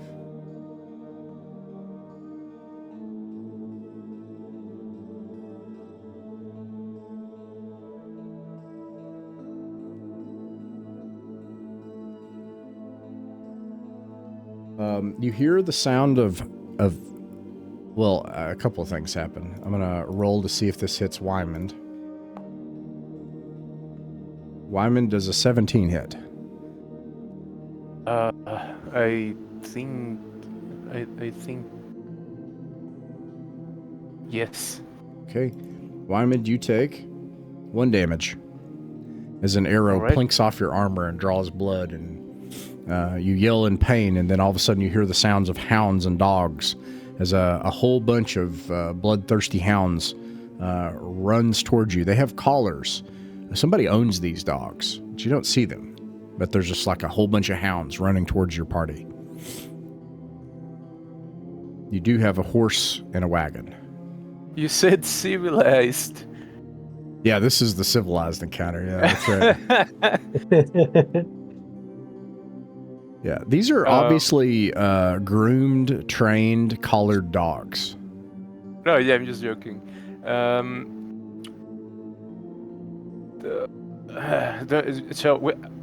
technically we are like in grasslands. You're on a road in like frozen, like rocky grasslands. Okay.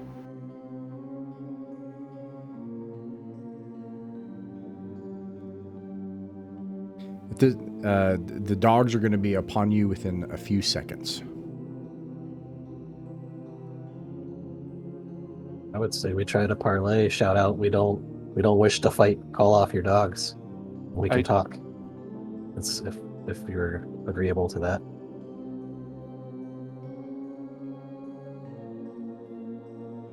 The dogs are here. Okay, I'm gonna go through the dogs with the horse, and I'm gonna shout as hard as possible what you just said, like stand down, get your dogs back, or fight me. I'm charging towards them. You take. Do you have a sword? I have a lance. You take your lance and you chop off the thing that connects the wagon, and you ride out, bringing the dogs with you to keep them off the party. Your horse is much faster, and you ride out into the open to find the direction of the dogs, and you find there a good number of. This is not the right stat block. I don't have a good one. Actually, here we go. Soldiers. That would be a good one. There are 3 soldiers, 2 fancily dressed nobles, and a knight in plate armor with a lance as well. And he says, "Do you not know with whom you speak, brigand?" Brigand! I'm gonna point at the dogs are like yipping, and you're like running around with your horse to try to keep from getting bit by dogs. Sorry, go ahead. Okay, if that's the case, I'm just gonna go through with this and go towards them and tell them call off your beasts. We're not brigands. We're refugees. All right. I'm gonna do a new. I don't usually do this, but I feel like this changes things enough, and that makes it favorable. And he says, he's like Flager, you know, and they call off the dogs, and the dogs just obediently and immediately leave you alone, and they heal next to their masters. Let me make you size 1 so I can see you, and bring everybody else up.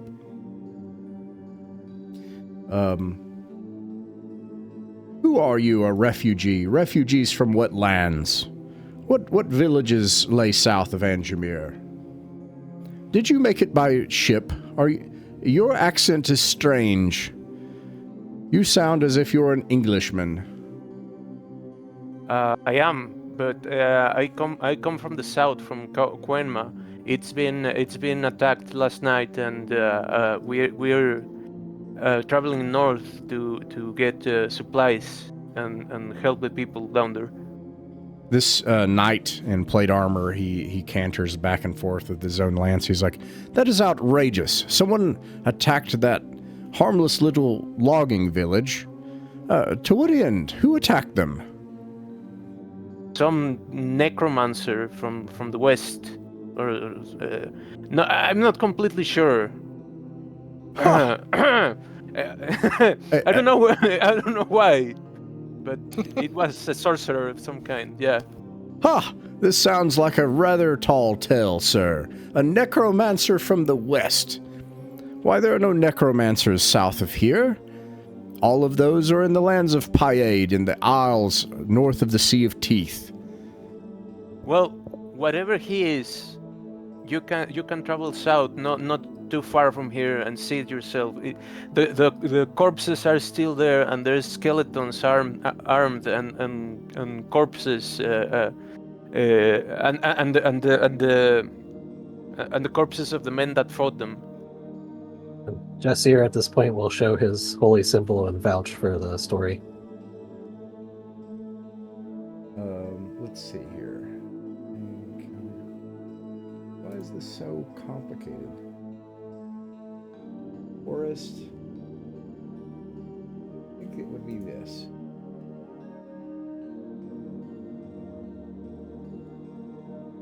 This is let's see, 74.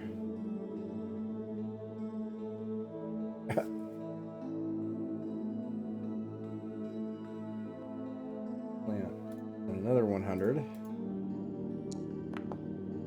Okay. Again. Okay.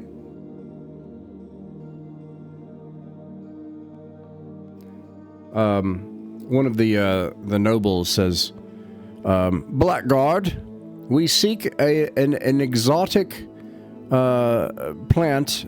We have heard that there are lands here infected with sorcery, but we had assumed it was from the battle from the war. Could you please show us to this village so that we could take a sample? We will pay you well.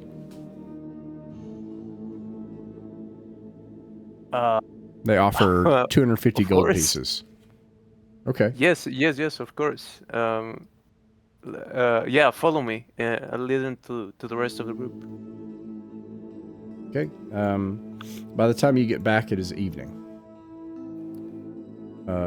In the ruins of Coanmah. No. And let's get rid of all these fires. They burn out. No, yes, let them see. Oh. It was ugly. Well, presumably we put on the fires, but the bodies are still fresh. The bodies. Let's get rid of that. And you come into the village, and it is pretty dark by now. And there, one of the nobles like vomits, and the knight says, "By the arc sign, this place is damned. It must be burned. It is infected with sorcery. There's no accounting for it." And one of the other noble says, he says, "This, we have seen this at Adelphia. Just before the war, the hated sorcerers across the sea of Madrock, he infected the lands with the hunger. I can tell from the bloated bodies. Those are not people anymore."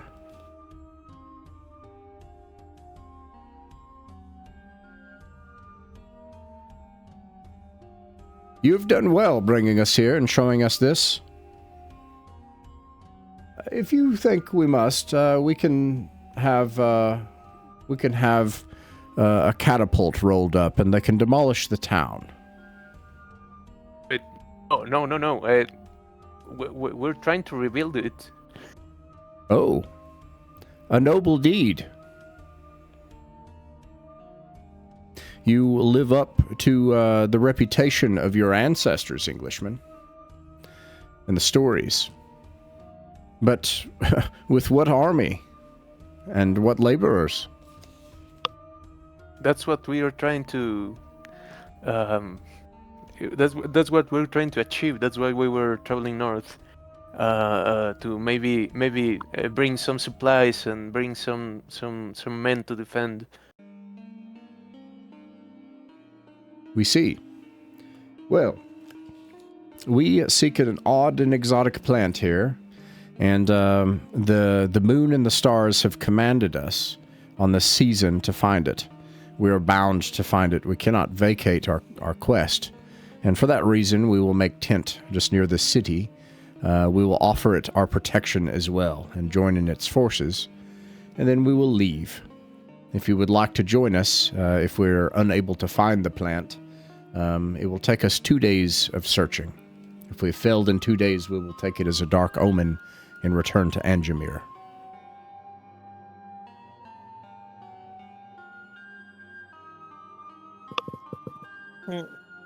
Should we just begin first, and they can follow behind eventually? 𝕬𝖚𝖋𝖍𝖈𝖐𝖊𝖗 is 2 days away, you said, right? 𝕬𝖚𝖃 is further than 2 days away. It is on the far northern coast. I think 3 or 4 days. We'll bring up the map here. It is the big city. 1, 2, 3 days to the north. Okay, if they say they were willing to defend the place while they're here, so technically we did find some kind of help for 2 days. Yeah, and they're going to pay us. He said, right? If we find the thing. No, they offered payment just for you to join in their guard, just to arrive here. They pay you 250 gold pieces and to show them the city. Their hope is that in finding this, it would give evidence of sorcery because they seek a magic plant. Okay. What do you guys think? I'm thinking towards helping them for the first 2 days, and then immediately going to the city. I think we just leave. We just go to the city.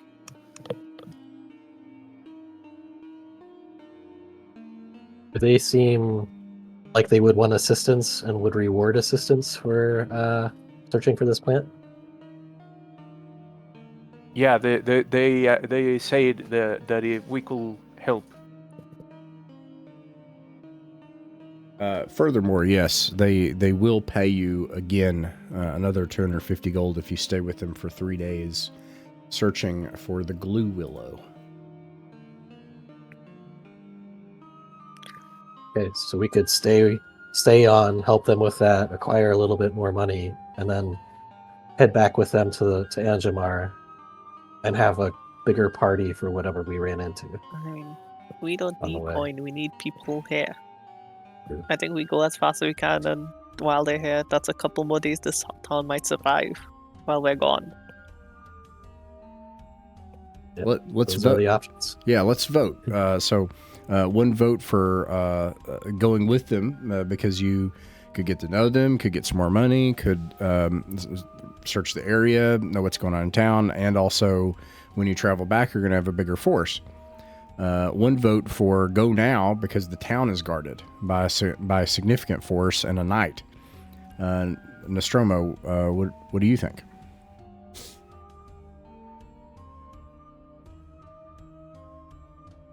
I'm leaning towards helping them. Okay. What do you think, Zach? What? Oh, go ahead. Maybe. Yeah. Oh, sorry. No, please. Yeah. Because I'm thinking of probably paying someone to go to the city instead of us, or pay someone to take care of them here and maybe help them. I mean, because I'm interested in the fact that there's a knight here, and there's two noblemen, and these people could be very important allies. Well, they might be able to help us gather more allies to bring down. Yeah. So, you want to help them so that you can try to see if you can get to know them and pull on the string, see where, see if you can find an inn. Okay. What do you think, Zach?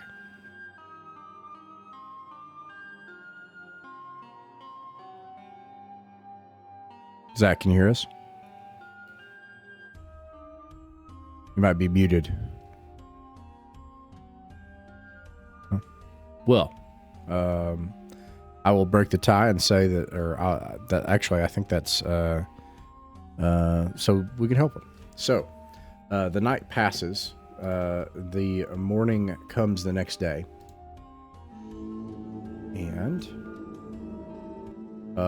they say, "Have you seen?" And by the way, I am Lord 𝕬𝖚𝖋𝖍𝖈𝖐𝖊𝖗, and this is Lord Frederick. And this is, you can call him Sir Lons. Motions toward the plate armored knight. He does not introduce any of his minions. Assume that you give your names. You can give false names. You can tell me later if you do that. And he says, we look for the glue willow. The glue willow fungus is important for our Lord's alchemical projects. And it is rare, but it can only be found where sorcery has been used in a dead forest. Have you seen a dead forest?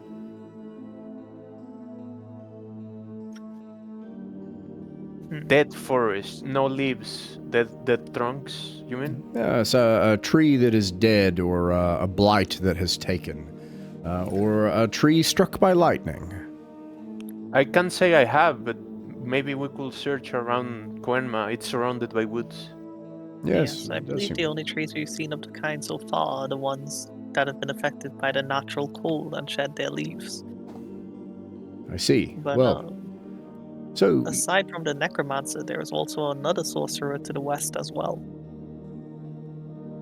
Is that so? And near his abode, is there any dead foliage there that you've seen?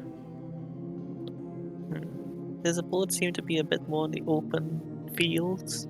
I can't say I have, and I believe he has many men in his company as well, probably more than your own escort. It would be dangerous to go too near. I imagine it's safer to explore these woods nearby. What do you think, Wyman?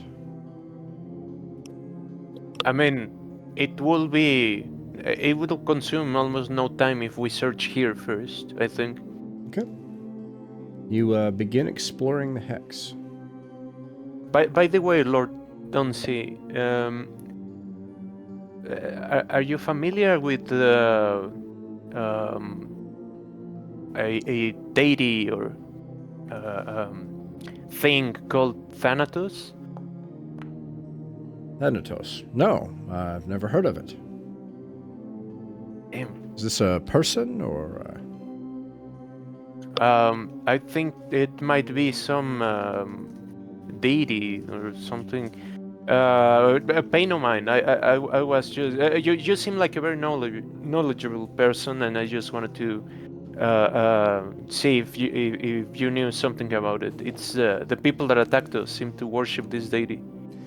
The gods of the Isles are Agok and Edoron and Filangar and Haldor, Trilgar, the twins, and the Zeltar and Kulakum, Sainu and the Mother Sea, and the Arcsign. Those are the gods of our peoples, but the gods of the ancients were brought here, and many savage people occupy these hills and forests and mountains. They are brutal, savage, backwards people, and they worship their own dark, twisted gods, and the gods of the ancients as well. Anyways, in the forest. Let's see here.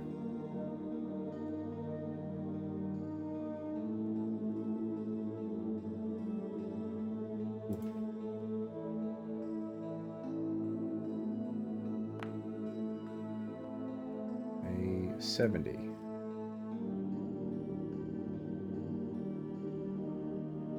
Ooh, you might have found it. Let's see if you find it. It is unlikely. 16. I have that.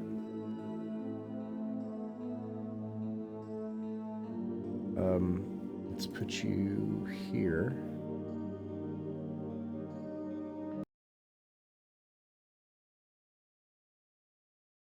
I don't know. Oop. You are exploring this dense forest.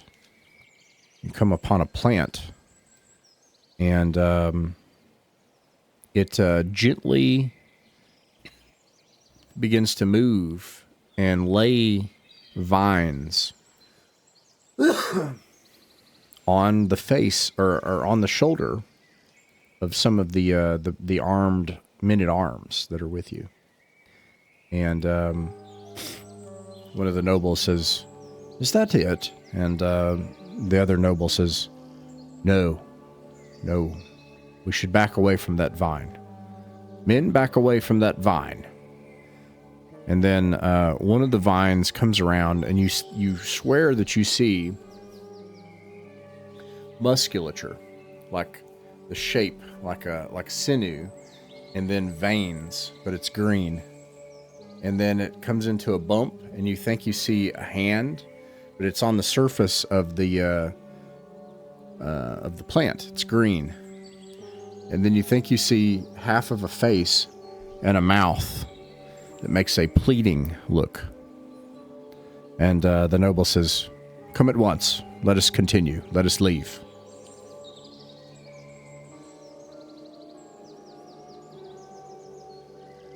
What do you do? Ignore the plant. Okay. Yep. You continue exploring the forest.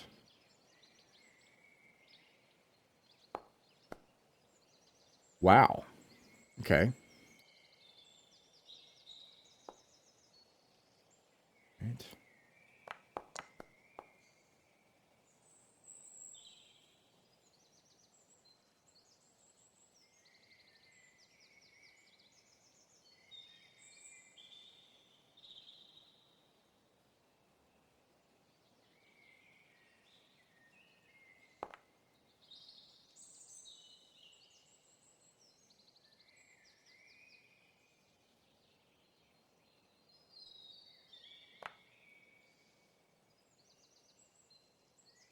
Lots of subtables. Sorry. I don't know if That's I all right. don't know if I'm going to use these again. A lot of subtables.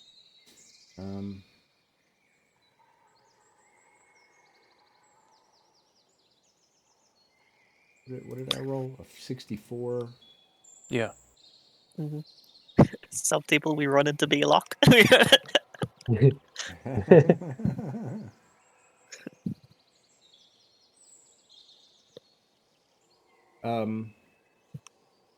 How in the world do I even express this? That's lovely to hear. That's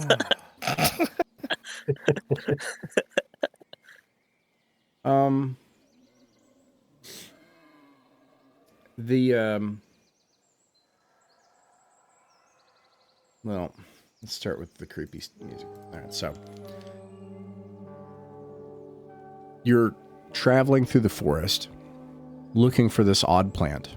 It is now the afternoon, and all of a sudden, a whole portion of the forest gives way as if into a sinkhole, and it creates this big gaping hole, and then the hole echoes a long, bellowing, deep, sonorous sound as if echoing off the nearby mountains, and then it peels up into the form of a face.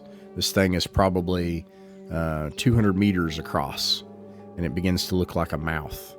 In an endless chasm, the hole goes on seemingly forever, with two great big eyeballs made of stone on the far end. And then it closes its mouth, slowly opens the hole again to speak, and you're blasted with this long, as if winds coming from a mountain tunnel, a mountain wind. It says, "Why do you come into my forest?"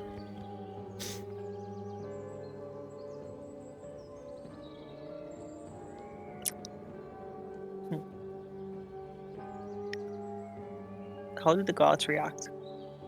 They're terrified. You smell urine, you hear crying, a bunch of them drop to their knees. Everyone dismounts their horse. Some of them, they drop to their knees and bow in prostration to what is seemingly a god. What was the name of the plant we were searching for? It was 𝕬𝖚𝖋𝖍𝖗. It was called glue willow. Glue willow. Okay. I will approach a little closer and kind of like project my voice loudly and say, "We are searching for glue willow." For what purpose will you take from the forest? Do you give in return? I'll turn to the nobles and say, "I believe that's a question for you." You have asked. You will answer, says to Sparrow. And what is it the forest would ask of us? We have lived in peace with the forest for many years in the city nearby. Have you? So many trees destroyed just in a single sun, just in a day. So many infected, trampled, so much taken. What do you give? Well, okay, so this is the way I ask about the forestation practices. Do they replant trees at all, or do they just cut them down? Yeah, because they're they're very small, right? So, like, we're talking about a village that never got more than several hundred people. So they could just take and chop and chop, and deforestation was, as far as a human concern, not on the horizon yet. Maybe he's talking about generations of people as if they were the same village. I'll reply to him. Well, I can't speak exactly for what the village has done over the many years I'm sure you've been here. But if there's one thing I've learned over the course of my life is that sometimes when things disappear, it makes space for new things to grow.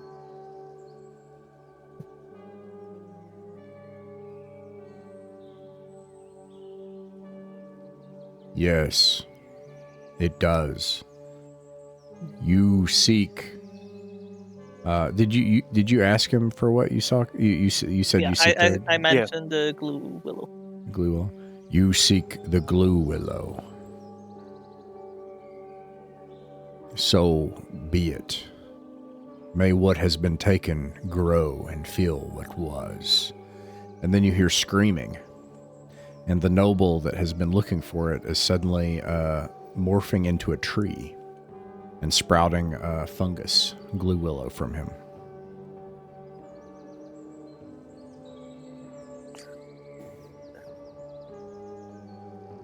Well, I suppose that's the way of the world.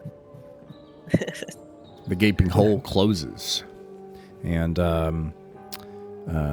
it looks almost just like there's like a landslide now. Like there's like this just portion of the terrain where a bunch of it's just been moved, and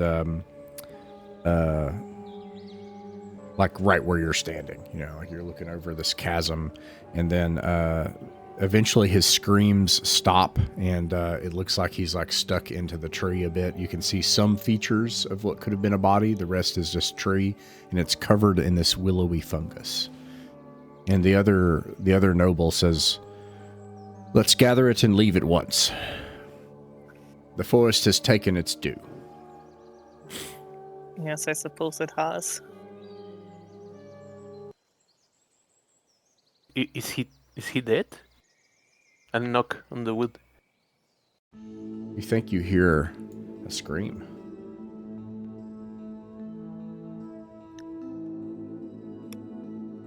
He has become part of the forest. He'll be alive for a long time. You get 250 gold pieces for 500 gold pieces total from them. And after you get back to the town, they have bags of this fungus, although it was not the noble who was looking for it. Lord Frederick is not himself. Lord Dunze takes the bags of stuff and he says, we promised you 2 days, and yet the forest has made its disturbing exchange early. This sort of thing happens in these lands. You'll come to see that, Englishman.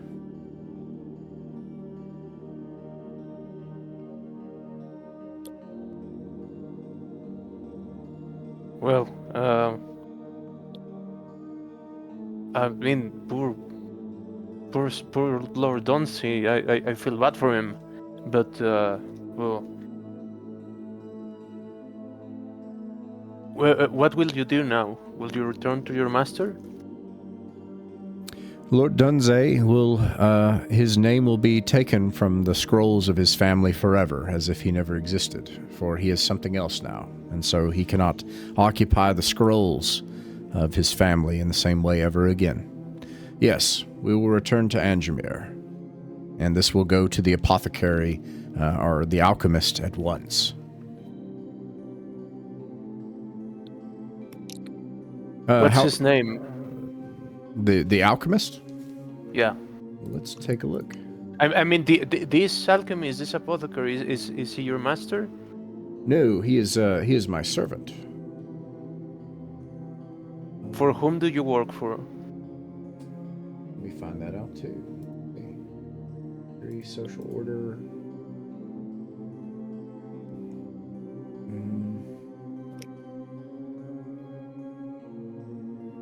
I apologize. I'm sorry. I gather this for an alchemist, but much has changed. In 𝕬𝖚𝖋𝖍𝖗, perhaps you know before you sailed here, there was a great war here. These lands are troubled. A powerful mage by the name of 𝕬𝖚𝖋𝖍𝖗 has taken a portion of the city's council in 𝕬𝖚𝖋𝖍𝖗, and so I serve under the banner of the Brotherhood of 𝕬𝖚𝖋𝖍𝖗. He is a mighty mage.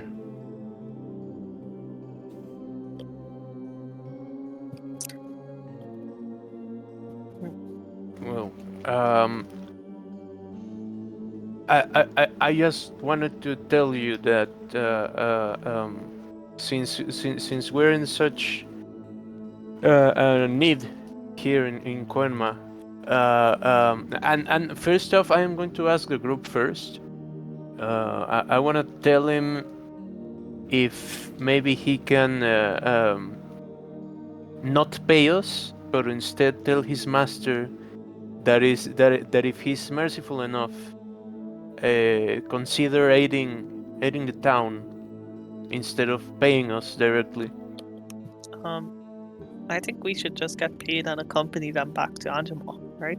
Wasn't that our plan? Is that we help them and then we accompany them? On both accounts, first of all, yes, you could accompany them to 𝕬𝖚𝖋𝖍𝖗. He says, please understand, you could request an audience with Calistro, but he is a man of great power and troubles. Heavy weighs the authority upon his brow. I doubt that I could petition them just for the sake of this fungus. I was sent here to find it. I would certainly try. It would matter more to have your presence, though, than a missive. Yes, I believe it would be good for us to accompany you and to have an audience with your master. And even if he does not send aid, we are heading to the city seeking aid anyway, so we might as well travel together. The sign of the stars has appointed us 2 days. Shall we stay here or leave at once? Let's accompany them. Either way, we're going to the city as well. Very well. Let us leave at once. But Yes. if we will be accompanying you, would you mind leaving a few of your guard behind to help guard the city? Some of them are paid. Would you take their contract? How much would it be? 150 gold. And how much cost would that constitute? That would provide you 4 of our guards for 1 month. All right, that sounds agreeable. Okay. Minus 150 gold. Does somebody want to pay that, or do you want to split it? What is that? That'd be. We can take it out of the 500 we're getting paid, right? Yeah. Oh yeah. Let me just do that. Yeah. 500 minus 150 equals 350. And this mage lord might also help us with the water That's breathing. what I'm thinking, yeah. Okay. Let's see. Once again, you take off. You make it about this far before the end of the day comes. And you have a chance of a road encounter coming into the new area. Finally, it goes well for once. You guys have been rolling ones all night. And the sun rises the next day. Here we go. And you travel on with them. And as you go, far in the distance, you can see a city come into view. They ask you, Lord Dunze says, so you are Englishmen. How fares the lands of what was once the one true king? I've heard tales that it is ill, that the lands war with one another, and that I don't wish to speak ill of your lands, but these are the rumors that come by boat.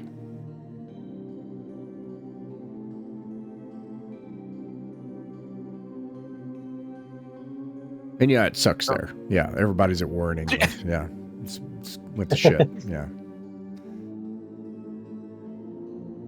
I mean, no offense taken. Let's keep going. All right. He is also not. He doesn't offer a lot of details beyond that one entreaty kind of speak. Here we are. 50 yards. Whatever it is pissed. And it's not surprised.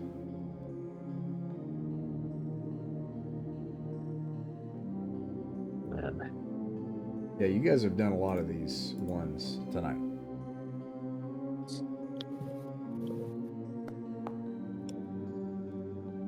Before this will Good thing act we're as on the road with company. Indeed.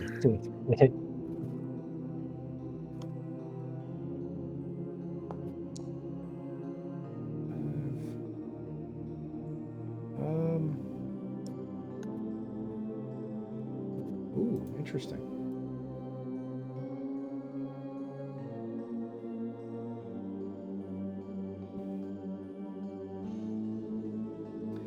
This is a large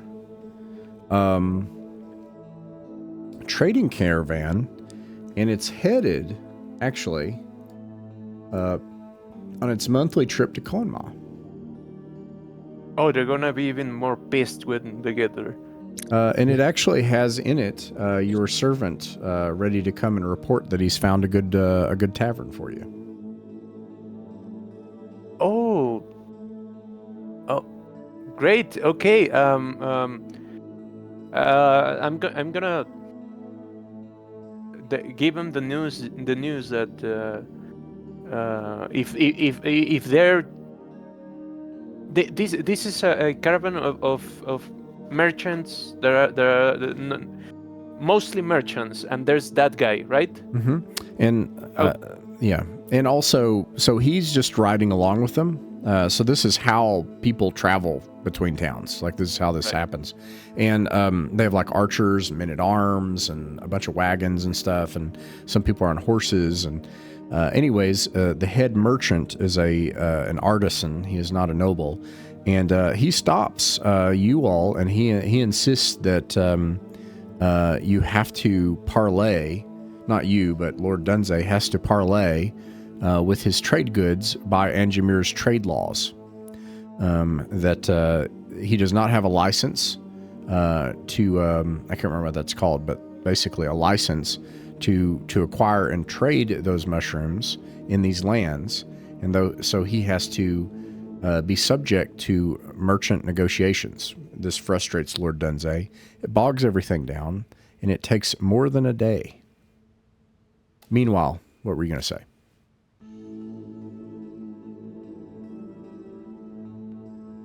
The guy. Do we want to warn them about what the lack of trading they're about to encounter down south? Or we could also try to purchase some of their services. Yeah, well, Voldia had a decent chunk of gold as well, just from accompanying us for a while. I imagine that would be like put into like the wealth of the fallen would be kind of put into a town fund, I imagine.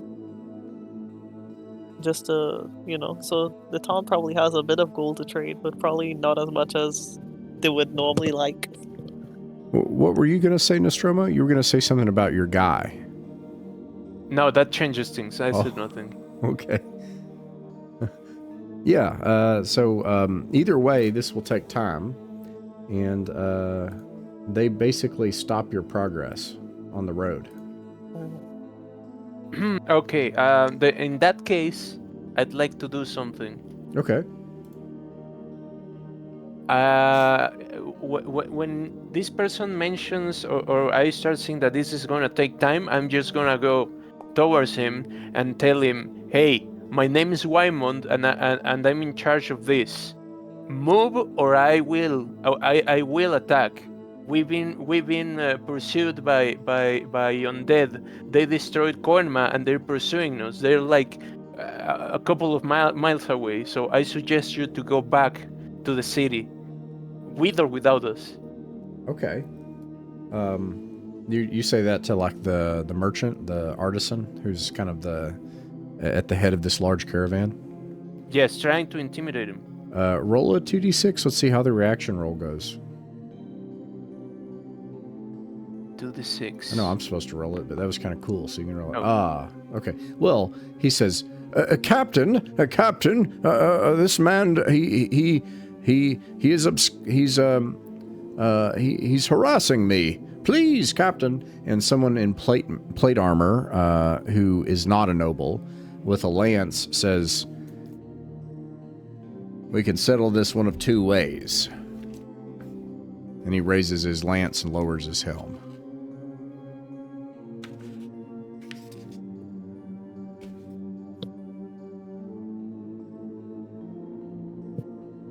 Either you capitulate, or he demands that you joust.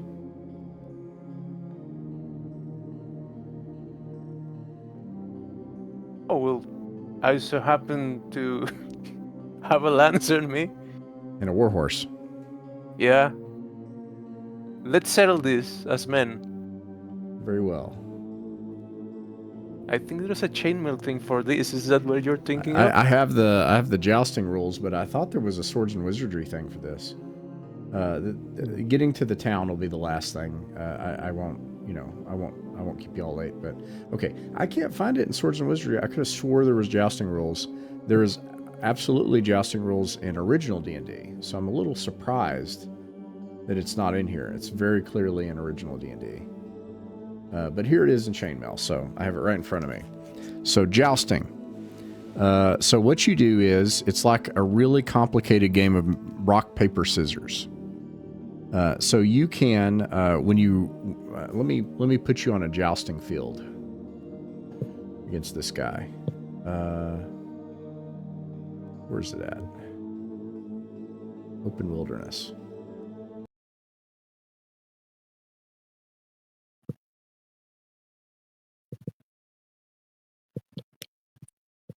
Come on.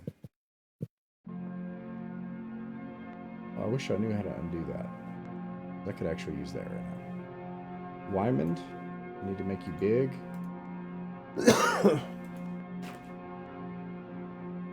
Size 2.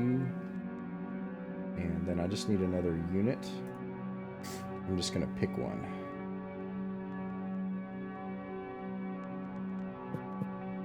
Okay. So when you line up and you get ready to joust, you can select your aiming point and your defensive position. I don't know if you have chainmail, but your aiming points are different parts. Like if you know sword, like 𝕬𝖃𝖊𝖗, like swordsmanship, like you can do Dexter, which is side, Dexter Fess, Chief Pale, Fess Pale. But basically, actually, let me draw it. I can like draw it right on here. It's like this. It's 6 points. Like that. And then This is actually, I'm sorry, it's 6 points. I have chainmail right here. Oh, Bruce. yeah, go for it. Sorry, go for it. Tell me what. Yeah, actually, I think we roll, right, and then or no, it's just a D6, right? Aiming point, PDP. Oh, I'm getting confused. I did this earlier. Do you remember how to do it? I'm thinking about it real quick. No, I've never done it, but I can reference the diagrams and stuff here. I think it's I'll just go real quick. No big deal. How can you turn down a joust? Come on. Mounted men. Jousting. Okay. Each player selects an aiming point and a position on the saddle, which is your defense point. So, the aiming point of each player is matched against the position of the opponent and result found. So let's do this. I will silently, it's like rock, paper, scissors, I think. I will pick a mine, and I'll say I'm ready, like rock, paper, scissors. And then you announce yours, and then I'll reveal what mine is. So let me look. Okay. Can I do something first? Yeah. I just want to pass near Sir Lance and tell him, hey, this is my first time, and you're gonna need any tips for this?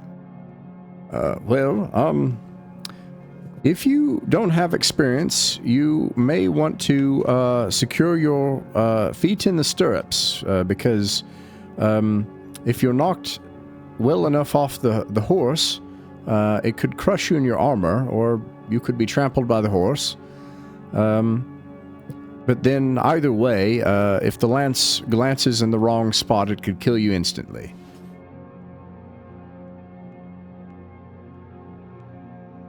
I'm sure it'd be fine. Then he claps you up against the shoulder with his gauntlet. Alright, let's do this. Alright, I've selected my aiming point and my defensive position. What's yours?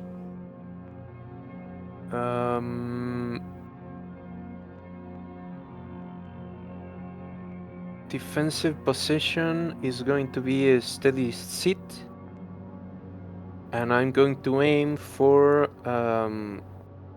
Dexter Chief. Oh, sorry, I didn't have to say that out loud, right? Oh, you do steady seat, and I reveal my aiming point, and Okay. then you'll reveal your aiming point, and then so it's like rock, paper, scissors. So the first one, and I'll reveal it after so that you can see what happens. It'll happen simultaneously. Oh, so it doesn't matter if I say it first. Okay, so you said you're at steady seat. What is your aiming point? My aiming point is Dexter Chief, DC. Okay. You are knocked off your horse, and your lance is broken. I am unhorsed. Does anything happen when that happens?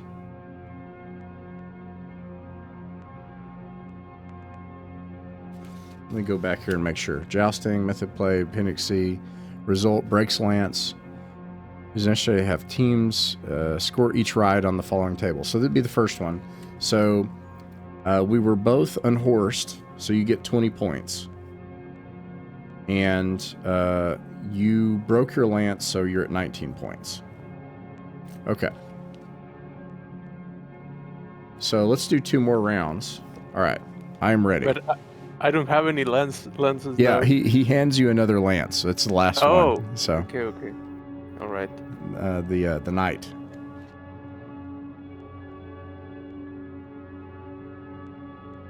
What is your selected defensive position? It says here, a knight who breaks his lance has to assume the position 4, which is steady seat. Oh. Interesting. And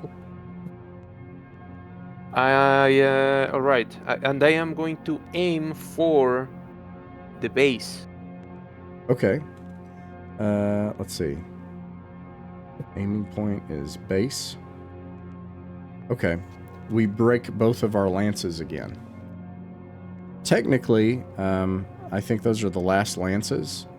I think he wins by 1 point, if I'm reading this correctly. It says result attacker... No, -1. So both -1. So he's at 19 and you're at 18 is what I have. And there are no lances that remain.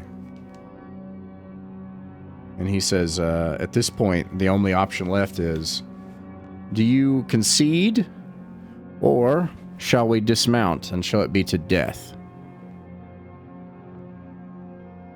To death, huh?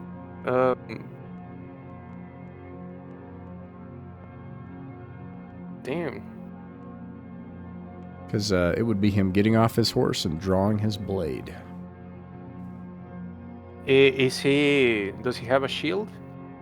He has a longsword and shield.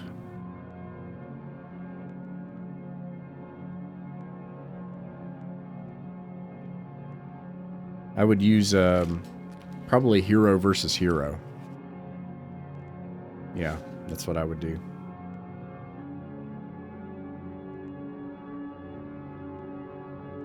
Oh, there it is. Heroes attacks as. Yeah. But anyways, hero versus hero.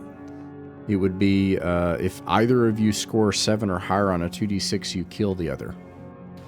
Or you can use swords and wizardry. That's fine as well. He will be a fighter 3 as well. I think. What would you like to do? Risk a death or concede?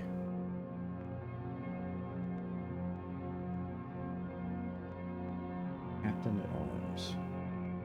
I could see fighting to subdual, but not to death. Doesn't seem worth it. But it's your call. Why not? I will tell him. There is no point. If you're a just man, there is no point on fighting to the death when our strength might be needed somewhere else. Let it be until one of us surrender. What will he think about that? Very well. He agrees. All right then. All right. I'm gonna pick out a bastard sword and a shield. All right. He does a longsword and shield. His armor class is 16. He has 18 hit points. Or you can do the hero table. And then you would lose half your hit points, which would be subdual, is what I'll say. Which would you prefer? It's gonna be a lot faster if it's hero, right? Yes. Yeah, let it be hero. Very well. Roll 2d6. Plus something or not? You have to get above a... you have to get above a 7. 7 or above. He gets a 10. Oh, damn it. Get a 6. He clocks you. You go unconscious. The merchant caravan cheers. Wyman is unconscious and has half his hit points. Now, very quickly, as we're running out of time, or we're out of time, I apologize. I'll be fast. You put 2 days pass. You put Wyman in the wagon. Treat his wounds. And come on. And you travel to 𝕬𝖚𝖋𝖍𝖗𝖗.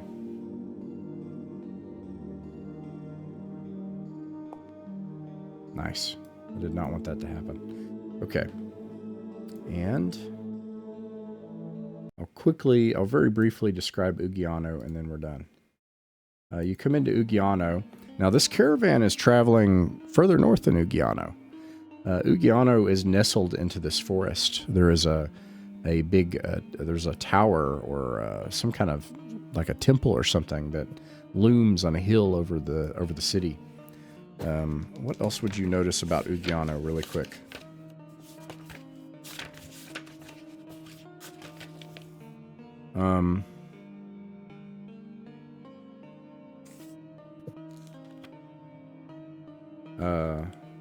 There is a entire encamped army here.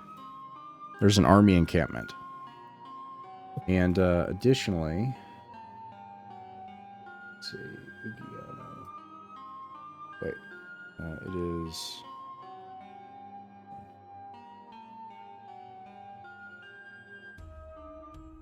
confusing. Okay. There is a school full of children. And then the old Cahill Inn. And there are a lot of soldiers that are here. And a seemingly plump, pleasant, and very happy matron woman who runs the place and is making a lot of money off these soldiers. There's a marketplace here. And yeah, you have made it to 𝕬𝖚𝖋𝖍𝖆𝖗. And with that, we will end the adventure for the night. Mythic Mountains RPG is a private online play club that focuses on folk RPGs. Folk RPGs are the games that belong to all of us. They're what actually happens at a table between friends. It's their voice that has the authority on what is fun and what works for them. Weekly, we upload our games to allow others to sit in with us. The channel isn't monetized. We don't own the artwork, music, software, or games shown in these actual plays, and you can find links to their authors in the description. Like, subscribe, and share if you wish, or don't. Just like games in person, you're welcome to pull up a chair, sit in, and watch some of our games. No performances, no fancy equipment, just regular people playing folk pencil and paper role-playing games and having a good time. We hope these games will prove a source of enjoyment to anyone just wanting to listen in, anyone looking for examples of how actual groups run and play folk RPGs, and most importantly, if you haven't found your group yet, you're welcome here at ours.